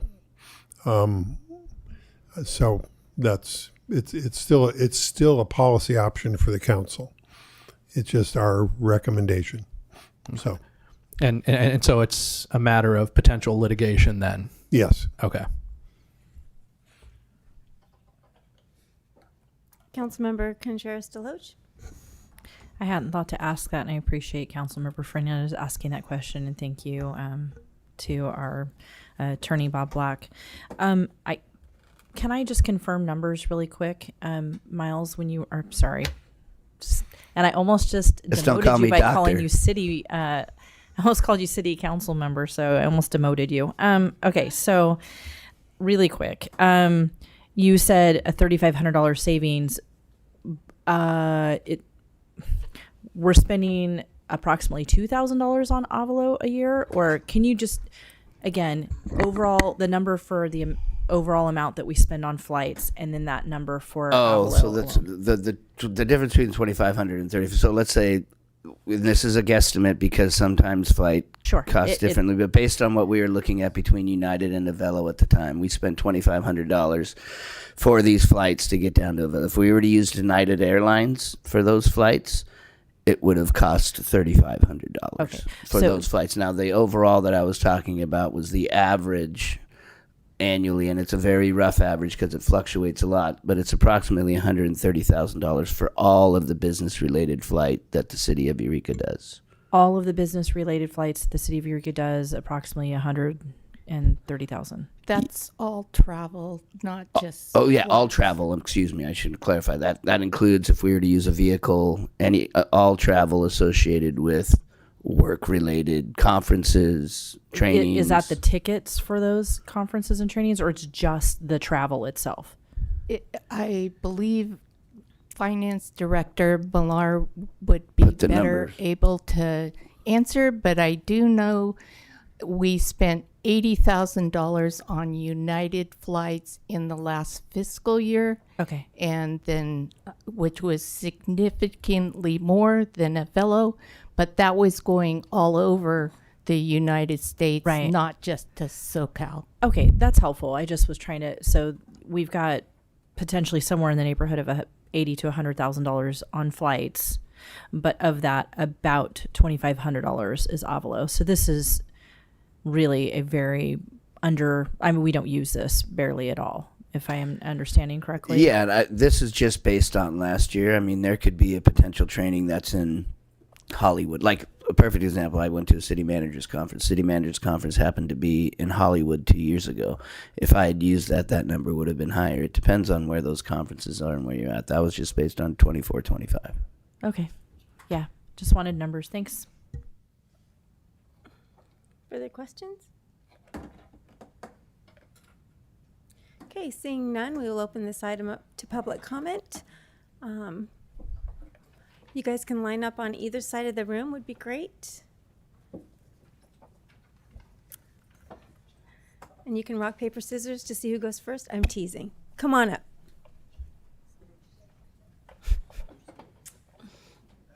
Hi. Welcome. Let me My lower name that for you a is- little bit. Hello. Thank you. My name is Annie Fricky, and I've been a Humboldt County resident for 25 years now. And I'm here with Humboldt Democracy Connections and some other members. And so I wrote what I was going to write to keep it more brief. But in a stunning display of ignorance, forgetfulness, and apathy, our country is entering a dark era. Some say we are sliding into authoritarianism, but I say we are violently crashing, ramming hatred and power into democratic obstacles, jamming propaganda down the throats of an already apathetic citizenry whose thrill comes from watching others be destroyed. We live in a culture of violence and apathy, and our government has just supercharged ICE, given seemingly unlimited power and money to an entity with no rules or accountability, only hatred and destruction as their intent. And the discussion on the table is whether or not this council should vote to stop putting money into this war machine. The council who has already shown their humanity by declaring Eureka a sanctuary city, and a sanctuary county, and a sanctuary state. So should you stop using Avelo for city business? Yes, absolutely, without a doubt. We cannot, as a community, support any part of the abductions, kidnappings, forced removals, and disappearances. ICE will likely be in our community soon, and we must be a united front from the beginning. No ICE in our skies, no ICE in our community, no ICE in our streets. Tell Avelo and Andrew Levy they will not get our money while they are part of these atrocities. Thank you.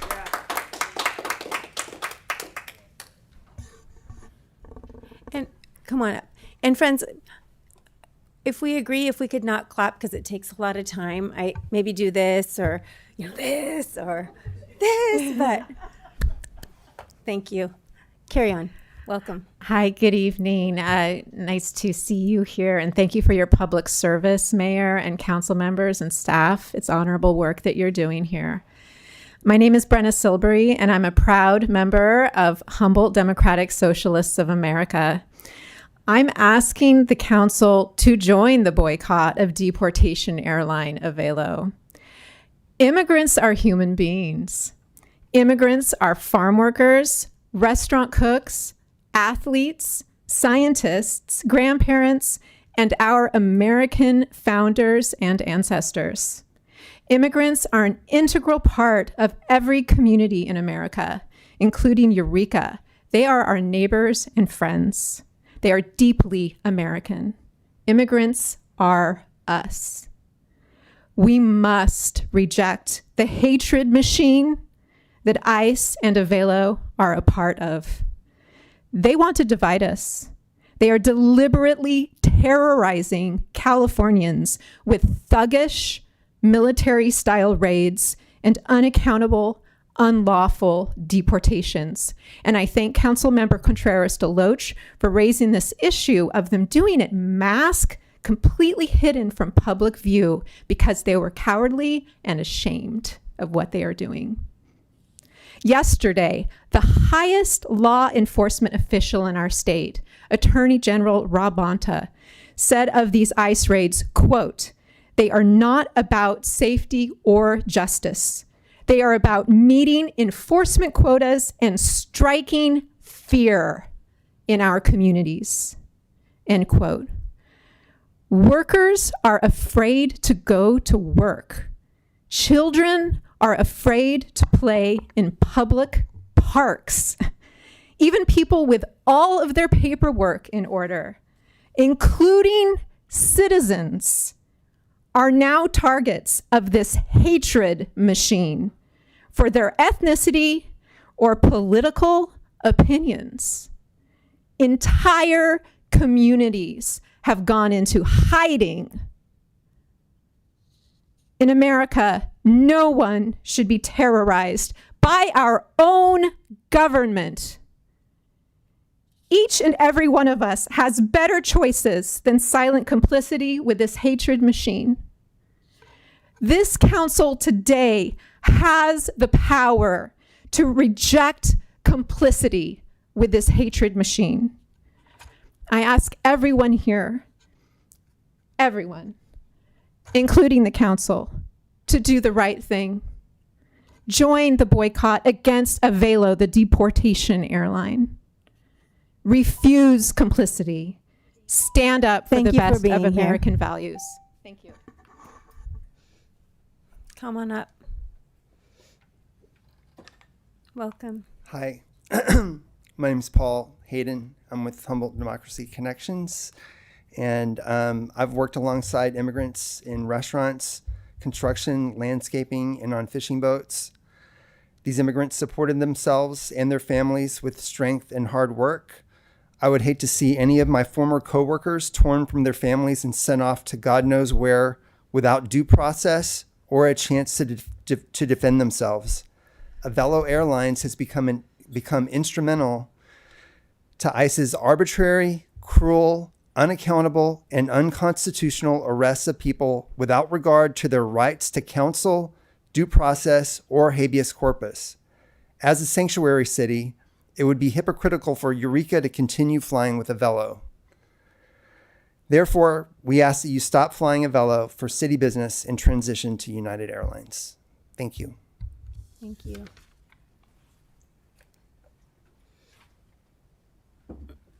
Welcome, Pat. Hi there.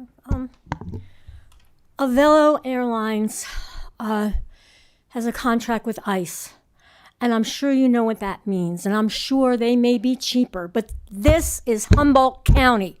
Humboldt County years ago went 70% for Bernie. We are Humboldt County. We cannot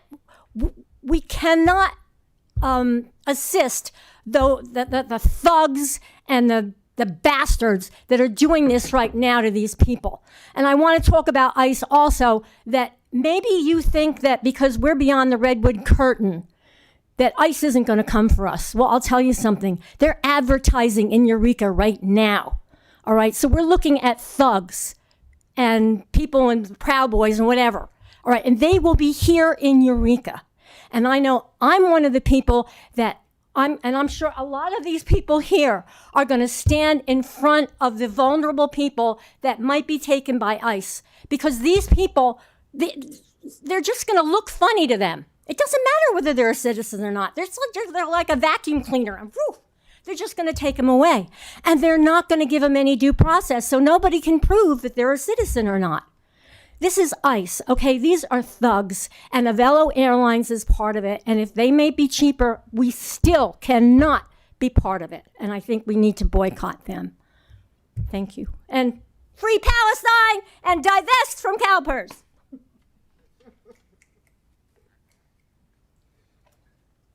Hello. Hello. I'm Linda McDaniel. I live in Eureka, and I'm a member of Humboldt Democracy Connections. I've had small businesses, and I understand how hard it is to keep a business afloat, but I would never consider breaking the law and harming others to stay in business the way Avelo Airlines has. I know some people may deserve to be deported, but one, not by denying them of due process; two, not shackled and endangered en route; and three, not to a concentration camp in a land foreign to them. Avelo is complicit in all three of these. I urge the Eureka City Council to do the right thing and uphold the Constitution of the United States. Please spend our tax dollars on a worthy company when making travel arrangements. Thank you. Good evening. Hello. I'd like to thank Council for the space to have this dialogue, as well as for what is often a thankless job. And I would also like to thank the community members for coming out tonight. I think in the coming years, as the federal government becomes increasingly unreliable, to say the least, local government and community organizing will be more important than ever. My name is Justin Hawkins. I'm a Cal Poly alumni, engineer working in the county, and I'm the chair of the Wetlands and Creeks Committee for the City of Arcata. But I come tonight as a concerned citizen, here to urge the council to consider this measure, boycott, whatever is legally safe to say, from the perspective of political engagement, something that is at an all-time low, particularly amongst my generation and those younger. But I guarantee that they will all be waking up tomorrow and reading the Lost Coast Outpost. And in these troubling times, even small acts of resistance can sow seeds and inspire and show my friends that things are possible. So I appreciate the time. Thank you. Thank you.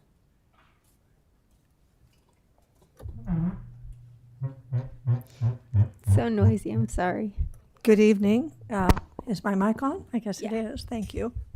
I'm Chris Will with Humboldt Democracy Connections, and I have a quote tonight from Redhead Black Belt article with a quote from Councilmember Castellano. She said, "The cost of any threatened loss of revenue to the city of Eureka is much less significant than the potential cost of harm to the people who are immigrants and call this place home." We can then surmise that an increase in cost for travel is much less significant than supporting an airline that is directly involved in harming people, some of who call this place home. For this reason, we ask that you stop flying Avelo for Eureka City business and transition to United Airlines. Now, I don't know if many of you noticed that big ugly bill that was passed last week increased ICE's budget to at least 5 times that of our Federal Bureau of Investigation, FBI. So this is going to be coming at us fast and furiously, and so I definitely think that we can do this as part of the resistance. Thank you. Thank you.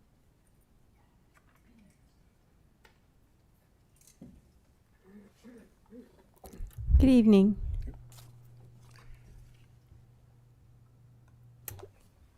Hi, I'm Mark Walker from the Humboldt County Democratic Socialists of America, and I'm speaking in support of not providing public money to Avelo Airlines in any capacity.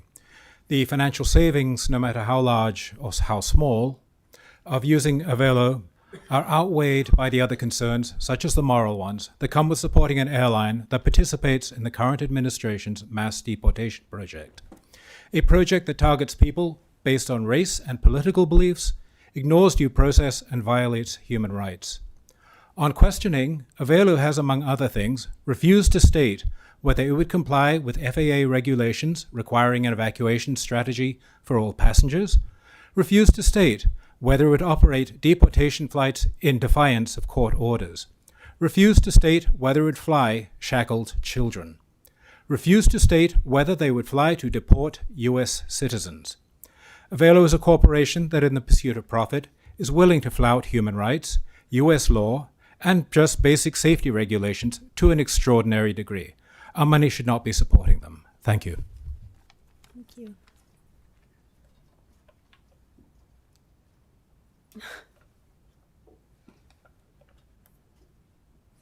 Hello, my name is Philip Sutter, local resident, associated with DSA.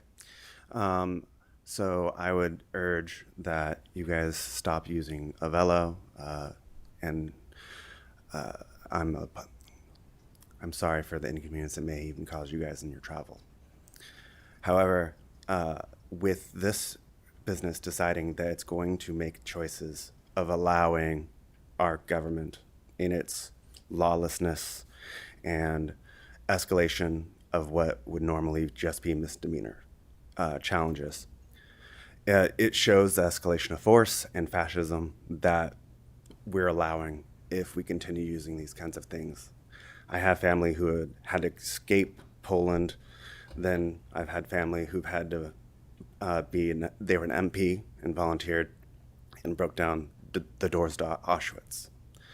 And yet here we are standing, deciding about our government, in it deciding that's going to kidnap people. The people doing this refuse to identify themselves. They refuse to actually provide judicial warrants that are signed. They refuse every form of process that supposedly makes the place great. then they've escalated their armaments. They've escalated their force. And unless you guys were going to stand in some way to deny them this access, this is probably the least you could do to show that you're going to not actually help them. So with that said, I hope that you will take that into consideration, because it's coming at us hard and fast. And our government has bullied themselves into being bought off by these corporations to create slaves. From Alligator, Alcatraz, to El Salvador, to Libya, to Sudan. These are places that are either in civil war, have admonished torture, have associations with gangs, and that are doing incredible disappearances. And these are people who are supposed to be on our land and protected by our laws. And it either means something or it doesn't. Thank you. Hi. Welcome. Hello, my name is Sam. I'm a member of the DSA. I'm not going to argue with you again why ICE is evil or why Avelo is an evil self-serving corporation. Most of them are. I've worked for a lot of them. But fundamentally, Avelo is going to abandon us soon. Is it going to be tomorrow? Is it going to be a year from now? Is it going to be 2 years from now? They abandoned Sonoma very recently for ICE. They abandoned a whole bunch of other small rural folks. They're going to do that because we know this is what airlines like them do. So we can hold on to them. We can say, please, please, master, would you just give me a cheap air flight?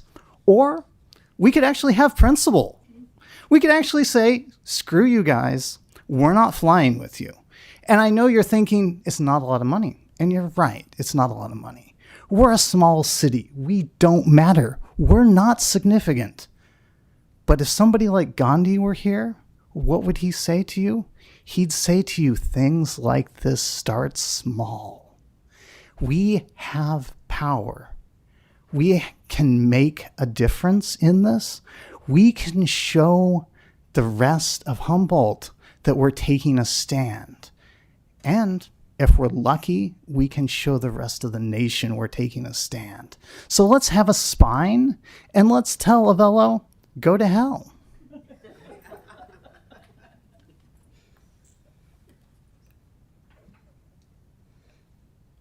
Good evening. Good evening, council members, mayor, and the rest of the staff here. My name is Elle Penner. I'm a 35-year-old woman living here in Eureka. I've lived here for about 8 years. I have a master's degree. I work for the state of California. I'm a social worker, and I have a 6.5-year-old daughter. I didn't grow up here. I grew up in a place where I didn't always feel like the environment was safe for me or for people who I was friends with. Looking back, I wish that there were things that my parents and other people in leadership would have done, stances they would have taken that would have helped me to feel safer and my community to feel more vibrant. I'm really, really encouraged by what the leadership here is doing to set standards, to set a community ambiance, to set cultural expectations for my little girl in the town where she's growing up.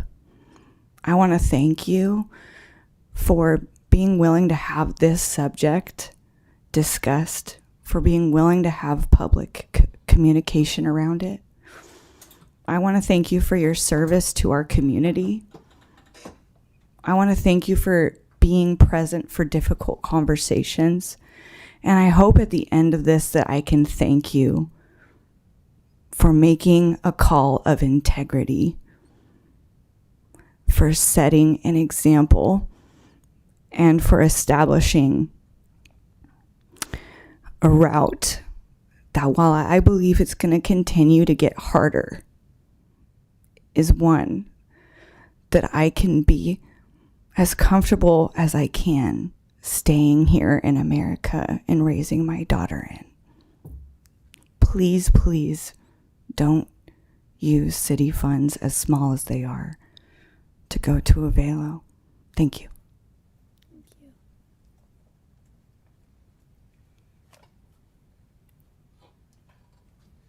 Good evening.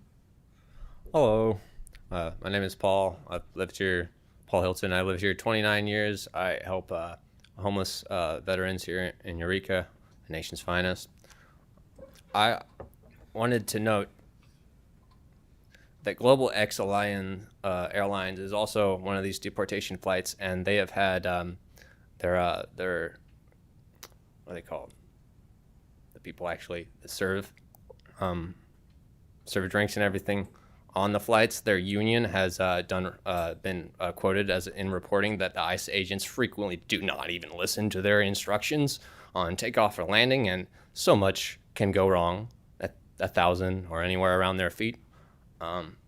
We probably don't want an air disaster here in Humboldt, not to mention the disaster of using Avelo to allow them for their deportation flights elsewhere as well. So yeah, don't do this. Let's get rid of Avelo. Thank you. Okay, is there anyone else in chambers who would like to make a comment? Hi, my name is Diana Berry, and I just want to thank you also for getting this on your agenda and talking about it and allowing us all to speak about it. And I'm just hoping that you do choose to no longer use them for your city business, and I'm hoping this will open a pathway so that maybe the county will ask them to leave, and we can attract another airlines in here that isn't involved in human trafficking and all the other bad stuff. Thank you. Thank you.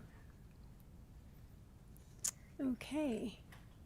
Seeing no one else in chambers, we will move over to Zoom. Do you see anyone on Zoom? S. Townsend.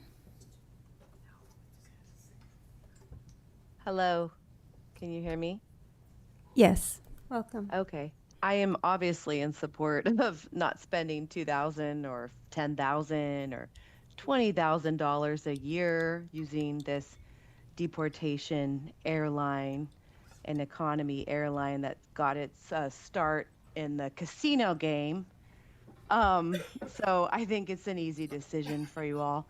I do want to question just travel in general. We do have an issue. It's called climate change. I don't know if you've all heard about it, but it still is an issue.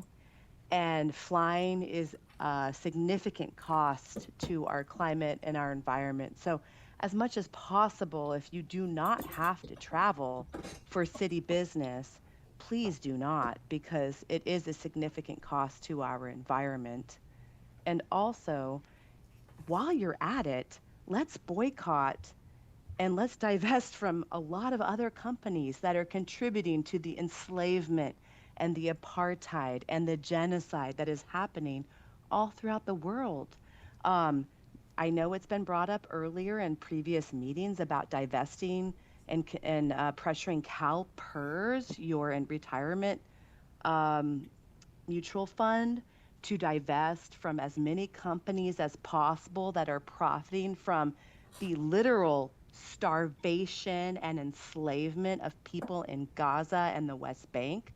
Caterpillar, Microsoft, Google, Amazon, all those big bad bullies, that would be great as well. Thank you. Thank you. Do you see anyone else? Sophia.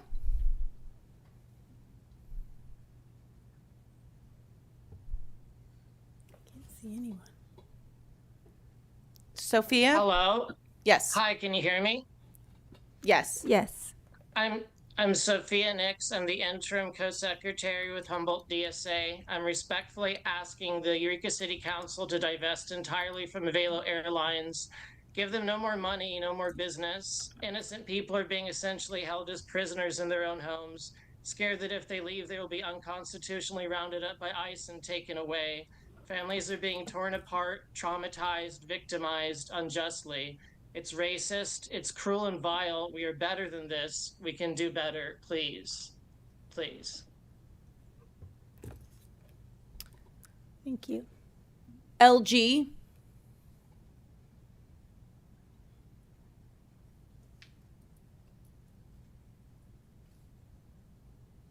Hello. Hello. Dear council members, my name is Lev Golad. I'm speaking in support of the Avelo boycott. As a newcomer to Arcata, I'm struck by the level of social conscience and political engagement among my new friends and neighbors. This community is unusual in its degree of civic mindedness and public spirit. Accordingly, it follows that they look to elected officials to evince a similar level of moral fiber. Given the salience of this issue, the public is eager for the council to show moral leadership and stand on the right side of history. Concretely, I urge the council to cancel the use of Avelo for official business until such time as Avelo ceases to facilitate the violent, reprehensible, and extra-legal expulsion of immigrants. The discussion of the financial implications shows that there's a modest price to pay for doing the right thing. Our community deserves an airline that reflects our values and our commitment to diversity and the rule of law. Thank you. Thank you. Ellen. Hi, City Council. Thank you for bringing this issue to the agenda. I really appreciate having the chance to speak about this and hear from our community, and just, yeah, appreciative of the fact that you are considering this, because while it was really great and inspiring that you passed the Sanctuary City ordinance, words on paper only mean so much. So this is you putting your money or taking your money in alignment with what you said our city stands for. So I support the city not giving any more of our money to fascist airlines, and spending our resources wisely and in alignment with our values. So yeah, I urge you to do whatever it is you need to do procedurally to divest yourselves from spending any money on Avelo Airlines. And I think that will really make a difference if our city does this, and lots of other places do too. Thank you.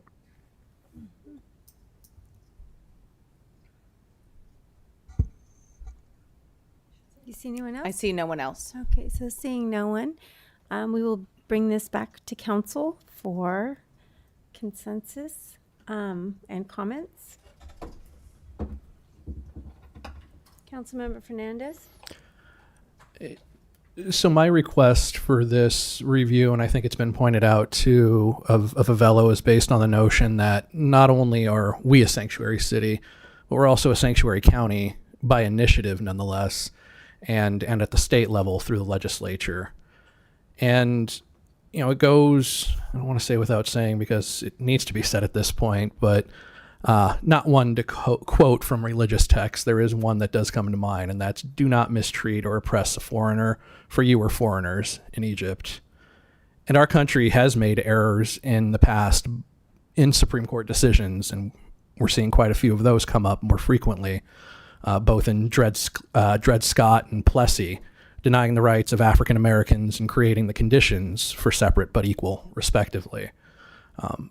Avelo's operation of deportation flights and contract with immigration and ICE customs enforcement is legal, though not moral, and we should not be complicit or complacent in the denial of due process or other 14th Amendment rights. And I understand the compulsion to go with consensus, but I would be remiss if I were to not make a motion. And so that motion would be that we discontinue our use of Avelo as a vendor until such time that they are no longer in contract with the U.S. Department of Homeland Security to operate deportation. Second. So we have a motion and a second. Councilmember Moulton. Thank you. I wrote a statement. also. We have an obligation to spend the public's resources responsibly. That means economic responsibility as well as a moral responsibility. Supporting Avelo Airlines is not only morally irresponsible, but economically irresponsible as well. The campaign of terror that is being waged against the innocent Latino community with or without their papers in order, the suspension of due process, is not only a stain on the soul of our democracy, it is a crippling injury to our economy that we will feel soon, harming every consumer, every investor, every worker, but hitting working class people, like most of us in Eureka, hitting us the hardest. I agree with the commenter who said that this is the least we could do. I agree. We should not spend any more public money with Avelo Airlines. Councilmember Castellano. Sure. I wrote a small something and appreciate, I think the sentiment across council and community members who came out tonight. We as community members and representatives of Eureka residents, our role is to act as responsible stewards of public funds and also of public trust. We are currently experiencing an onslaught of attacks on human rights and community well-being. Though the economic impact is rather small in terms of Avelo's overall budget related to our decision tonight, our decision not to fly on this airline represents a statement that there are better choices and better futures possible for our community.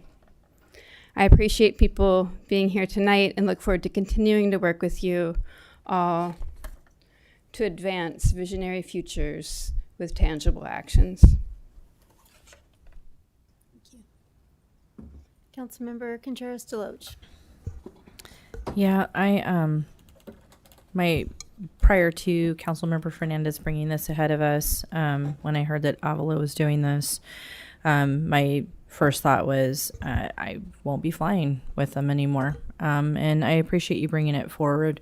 I had a conversation with a member of the community about this, and she asked how I felt about it. And I shared with her that I don't have any trouble not flying Avelo anymore. But I also said, and I want to share this because I think this is important. The level of corporate entanglement that exists is really problematic for a very, very cheap, very low amount. Our data has been recently brokered and sold by ARC to the SEC, the DEA, the Air Force, DHS, CPB, the Secret Service, U.S. Marshals, and the ATF. Those that were in party to used a private broker to sell your transactions and your flight information are United, Delta, American Airlines, Southwest Airlines, Alaska Airlines, and JetBlue. And I think that this is important because one of the things is they're accessing your information through third-party sites. Because there are privacy protections around if you book your flights through the airlines themselves. And this is the thing that this council has actually had to address multiple times this year, is what happens when you involve third-party vendors in privacy. And there's a reason why different groups, in my opinion, are using third-party vendors, like Flock, for example, so that they can circumvent the laws that we as a nation and individuals have passed to put guardrails on your personal private information and how it's used. That is why these third-party companies are used, is to get around that, rather than to come at it directly and bring it to the American people to change those laws if they choose to. In this ongoing large dragnet of, eroding what little privacy we have. So I want to bring that up because I think, this speaks to a larger issue. We can pull out of Avelo. It's not going to change, and we should, but it's not going to change this broader problem of this corporate entanglement and the erosion of, the ongoing erosion of our rights, I think, that really picked up with the U.S. Patriot Act post 9/11. Just my opinion. So, I think that the benefit, obviously outweighs it, but I do think that, interestingly enough, ARC, who is the data broker on all of this information wanted their own info hidden. They didn't want it revealed without court orders or subpoenas. So the corporations are asking for a level of protection that they don't want to allow us to have. And so, yeah, I'm on the same page with this. Obviously, I think, I had a conversation with Councilmember Fernandez about this because I was kind of going back and forth. And I said, these corporations have their fingers deep in it in all these different directions. But I thought he brought up something that was really the salient point, and that is they may be selling our data and that kind of thing, but Avelo actually has a direct hand in physically transporting these human beings. And I would argue one thing, Councilmember Fernandez, you can quote scripture to me because I do it to you all the time. Thank you for supporting my Christianity. I appreciate it. But I would argue actually when they say that it may be legal but not moral, I would say that it's not legal. There's plenty of rulings over time that show what our constitutional standard is on habeas corpus and other things, that you do have this right to petition, to redress if you believe that you've been detained unlawfully. And I think that it's important to acknowledge that that is not happening.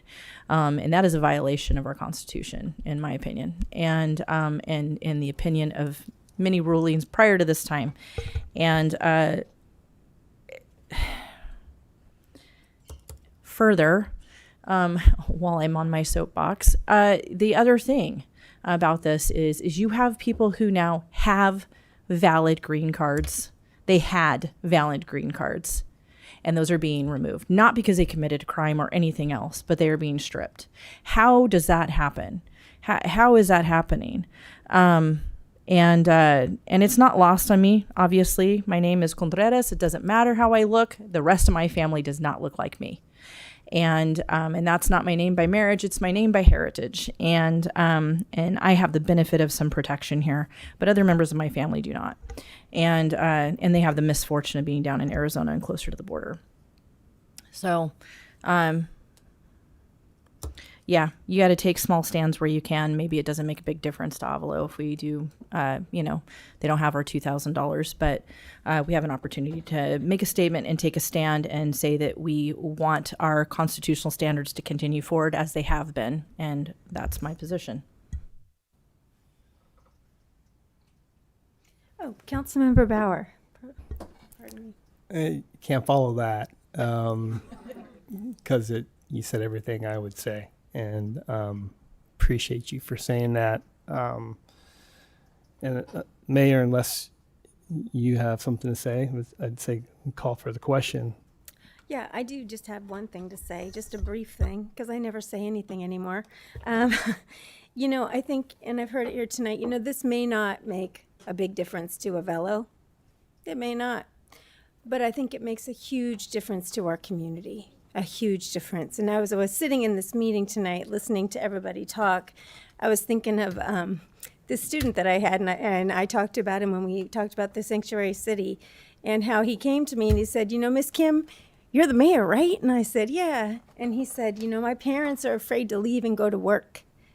And I don't know what to do. What can you do? And I felt like I'd been kicked in the guts, right? Because what am I going to tell this, sixth grader?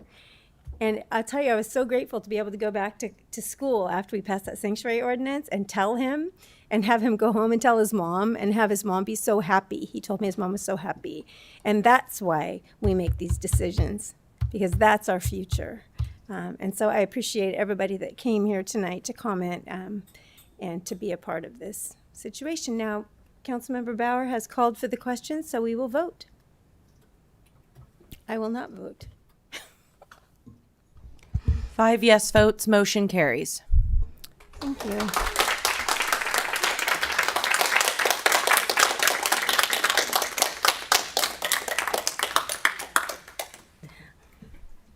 Being here, we do have one more item on the agenda, and we have 4 minutes till we need to extend the meeting. So if I could get a motion to do so. I'll move to extend us to 9:45. Second. Okay, please vote. 5 yes votes, motion carries. Thank you. And that will bring us to, oh, excuse me, before we have this presentation, are there any future agenda items?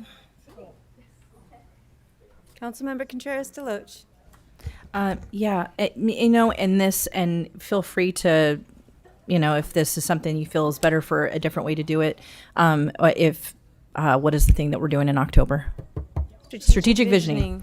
Okay. Just to be clear, I want to make clear it's September. Oh, it's in September.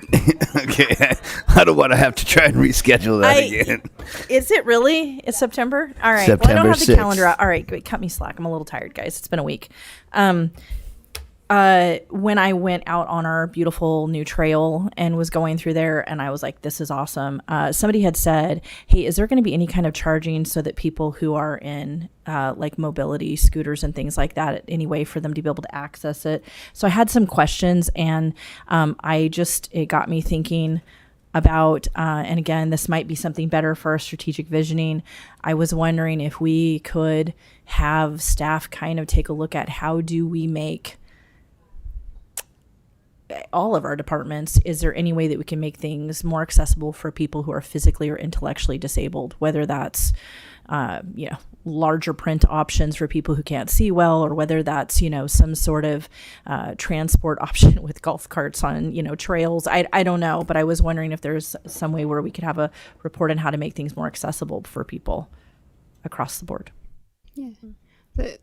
Yeah, and just to say, there's a lot of tools for accessibility audits that are available. So do we have thumbs up? Great. Thank you. Okay. Thank you. Moving on to city manager reports with Mr. Davis. Director Davis. Good evening, Mayor and Council. So tonight I'll be providing an update on the Crowley property. And I'm very happy to say that the Crowley property, on the Crowley property, the Bayside Village Transitional Housing Project is active and operational. The dining facilities, the laundry facilities, the restrooms, and all but 2 of the residential units are up and running. And I just want to give a few photos and a few quotes to come along with at the Crowley property, or the Bayside Village now. These photos are taken either yesterday or today, and this first quote is very great. This is for someone who, a tenant, a resident of the site, very grateful for a new lease on life. And this quote was given by someone who had, prior to moving in here, had been experiencing homelessness for 13 years. Another quote was, "Great little community. And I love it. I have a home for me and my pet." As of today, there are 28 individuals, 14 dogs, and 3 cats that are residing at the Bayside Village at the Crowley property.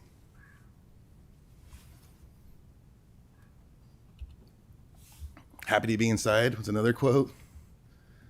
"Some of the dogs are large, some of them are smaller. There are folks that have 1, 2, and even 3 dogs that are residing at the Bayside Village.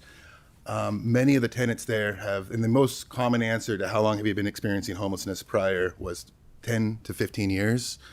Later this week, someone will be moving in that has been experiencing homelessness for 35 years. "A great stepping stone" was how one resident described the property and the project. "And a great new part of my life, waiting to see what's next." And what is next are going to be enhanced programs and services delivered directly on site and at our Uplift Eureka's Community Resource Center. We have a great partnership with the Betty Quanchin Homeless Foundation, which is providing a lot of the site management and some of the supportive services. Within the city, the Uplift Eureka and care teams will be providing some on-site innovative programming to really focus on the current and present needs of the folks there that are on site. And multiple community partners have already signed on to be a part of this delivery team. This project has taken quite some time, and it's changed significantly over the years, but it's open. The goal is to continue moving folks in this week, and by the end of next week to be fully at full capacity, having at least 38 folks on site. And additional dogs and additional pets. This is an ultra low barrier facility. Their pets are welcome, up to 3 per unit. And we are strictly following the Housing First principles, our COC's written standards, and best practices on this site. I'd have to say it's there's so many people made this project possible. Just going back years, the permitting process to get things going was monumental. A lot of folks had their kind of in one way or another contributed to this project. And we had folks from at least 4 different departments directly contribute to this. I'd have to say though, I just want to do a huge shout out right now for our chief building official, Brendan Riley. Without his help, I don't think this project would be, there would be folks residing there today. He really has streamlined this and made this possible, stepped in when this project was about 40% complete and really just made it happen. And I just really appreciated all his efforts on top of his full-time job with the city, being able to do this. And so I can't thank him enough for all of his efforts. I wanted to invite him here to be here today. He's currently out of town. Our senior outreach worker, Robert Williams, has done an amazing job of communicating, tracking, and documenting folks for this site in particular. It's grant funded, so it's for folks that had been living in encampments along the waterfront trail from Del Norte Street South. He's been working with these folks for at least 3 years, and we are, hopefully by the end of next week, the site will be at full capacity, and then as soon as folks are housed through a variety of other programs, the idea is that to turn this over and open this up for more folks. And so the list is still continuing. We're still working with folks that maybe weren't the first 38 people to move in, but we're still keeping up with them. We're still providing outreach services and supportive services, and it's been a huge project, and really the construction is there's still some site improvements that are going to continue to happen, but now really it shifts from a construction project to a services project and a program, and this is something that our entire team is really looking forward to, is having the opportunity to provide direct services to really some of the folks that really need it the most out of this community. And going forward, if I do present any more Crowley property updates, it will be Bayside Village transitional housing project updates. And I guess I'll say one more thing. Outside of the city too, several organizations made this happen. I know that the county's Department of Health and Human Services really helped out with this from early on and throughout the project. And many organizations. Derek Lavich with the CR's construction technology class had his crew down there, met multiple times. Folks from Mercer Fraser and Pacific Builders helped out. All the contractors that had worked on this. This really was a community effort to make this a reality. And I know it's taken several years, but it's a reality today. And I know the folks on site are extremely grateful. And I just want to add, he's extremely humble, but more awkward than humble. But it wouldn't have happened without Jeff Davis as well. Jeff Davis, not only from the administrative standpoint, but definitely from the boots on the ground. And him and Brendan Riley have spent an inordinate amount of time outside of work. They're both salaried employees and have spent a significant amount of time to make this happen. So I really appreciate it. Thank you, Jeff. So can we ask a few questions? So I just have 3 for now. Are there any kids living there? Currently, there are no children living on site, but there are several that are visiting. So there may be parents that are maybe looking for custody, or parents that don't have full custody. I was down there today, and I was there for a short time today, but saw over, I think, 4 kids show up today. So yeah, there are children on site, but they're currently none that reside there. We do have a family with adult children, do we not? There's one family that's going to be moving in, but they are adult children, yes. I'm glad to hear that family's moving in. And then, Is it still transitional rent? So do they still pay a small portion of rent there to kind of get a rental history? Yeah, so they do sign a lease, so they have renters' rights and responsibilities. The rent is pretty low. If they aren't able to pay that rent, the Betty Kwan Chin Foundation received quite a bit of donations and have been doing a lot of fundraisers. Their rent will be paid. You know, there's like a scholarship or sponsorship program. So if they aren't able to pay, the scholarship program will pay for that. If folks are willing to pay, or if they are able to pay, once they leave that site, hopefully to permanent housing, every penny that they paid at rent, they will be getting back. And so they'll have that to pay for a deposit for moving expenses, and then in addition to accruing the rental history. Great. And then lastly, I heard you say, and I've heard this, so the priority was people that were living on the trail, but I've noticed too that there's a portion of, I know it's hard to notice, but there is a portion on, what is it, it's not Second and A, but right across from Free Meal on the corner there, where people have kind of, they're not there anymore. Now, were those people that had lived on the trail before and that are now being housed down there? Yeah, so I know of at least 8 individuals that when it was getting close, because this was, the date that this was supposed to go live, it had been pushed back for one reason or another. The site just wasn't ready. When it became, time where it was imminently going to open, folks were afraid that if they weren't present and if our outreach workers couldn't find them, that they would be passed over. So a lot of folks came when it was, less than a month away from opening, came down to St. Vincent de Paul, where we're kind of in that area, and at least 8 individuals that were sheltering in that region are currently over at the Crowley property, and those folks were prioritized as far as like the move-in schedule. So at least 8 folks. Well, I just want to share my huge appreciation to you and everybody that made this happen finally. What a gift to our community. Are there any further questions? Councilmember Moulton and then Castellano? Thank you. And I just want to say thank you. Thank you for everything you've done, everything that's been done to make this happen. My very first meeting, or the last meeting before I was sworn in, was the one where they got the zoning figured out so they could actually do this 4.5 years ago. From that point to from being able to do it to actually getting people into the rooms there. And I hope we're able to do more. I just want to fully acknowledge that this is an enormous step and is a very happy step, and that also this is not going to solve homelessness as a Eureka problem, as a Humboldt problem, as a California problem, as a national problem, and that I appreciate that this is one step in a ladder, and that we are also working on all of those other steps on the ladder. And I know a lot of that comes under the programs you're involved in. So thank you for that. My question actually was just, do you have a waiting list for these spaces already? Yes. Our outreach workers are constantly out in the community, and they do have a wait list. I don't know. It might be in the 30s. There's quite a few folks that are still out. And then right now we're shifting and really trying to do everything we can to house the folks that are currently residing there, to open up more rooms for those folks. But yes, there is currently a wait list. Thank you, and thank you for bringing up the savings or rent as savings.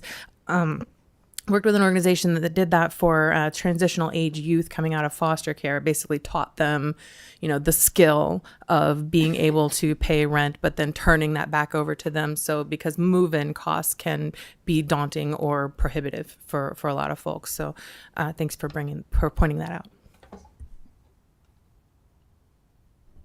Really, I want to say thank you. And as Councilmember Moulton pointed out, this has taken a lot of endurance and perseverance, effort, problem solving, and just really appreciate you and everyone who's been involved along the way.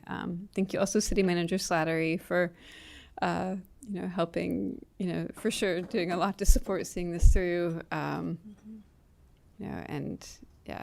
very thankful, and it's been a real honor to get to be here on the dais, to support this effort. And also just want to say, with the news coming out today too of the Wiyot tribe winning the $4 million grant to help build affordable housing projects in Eureka, it's a good day for thinking about housing and it's a community effort. So I feel less than eloquent in terms of how I feel about this, and I feel a lot of folks. There's a lot of there are many hard things happening in the world, and I feel really proud to see the things that we're working on, and just thank you so much. Councilmember Bauer. Yeah, I don't have any questions, just to thank you. I know there's been a lot of, like the wrong bolts showed up for the walls, and there's been so many things that have slowed this down beyond our control. But I think probably there isn't any staff in Eureka that haven't somehow been involved in this, and I plan on giving Riley a hug and everybody else that was involved, because what a lift. And we've been talking about this for 4 years, right? So, but I know you've spearheaded it, and you're so generous in your sharing of the kudos, but you have been an instrumental part, and thank you, and thanks to everybody, and just happy to see it done, man. So happy. Thanks. Okay. Anybody else? Councilmember Contreras-DeLoach. I got to see you out there for a brief minute. Yeah, it was really, that was the first time I had been out there, was this last week when I was biking out there on the trail, and, stopped off and asked, I'm going to forget his name. Anyway, asked him, how many units do we have? How many are full so far? What's the waiting list look like, and that kind of thing. It reminds me of that starfish story, where they're, the guy is throwing the starfishes back in the water, and someone says, why are you bothering doing this? You're only going to be able to save like a few of them. And he's like, well, how does this even matter? And he's like, well, it mattered to that one. I know we still have a lot of people that we need to help, but it matters to them. Like, we're getting to see the pictures. Thanks for bringing these pictures. It's cute to, see them, to get to see their happy animals and stuff like that too. And I know it's a slog. Everything in the government is a slog and takes forever, and every imaginable thing that can go wrong does. It seems like it's Murphy's Law always. So thank you for the persistence of everybody on the staff and getting through this and continuing, because it makes a difference for every single person that's in there. So I'm just really grateful. Thank you. Anything further? Okay. I just wanted to say something. It was an inordinate amount of time in doing this, but we learned a lot from that and have a very good idea. And I mean, a vast majority of that was due to logistical problems that were beyond our control. We had an electrical problem that was probably about 1.5 years delay. It raised the cost of this increasingly. That probably added another year to that. But I think Davis and crew, and I wouldn't be remiss in saying engineering, and Brittany Powell was also a part of this. We have a really good idea on what it takes to take a raw piece of land, get the utilities to it, and get a very compassionate housing project done. That's going to be a lot easier going forward. Well, thank you everybody for being here. Jeff Davis, you are a rock star. I think I need to give you one of these. Seriously. 100%. And on that happy note, Jeff Davis, we are adjourned.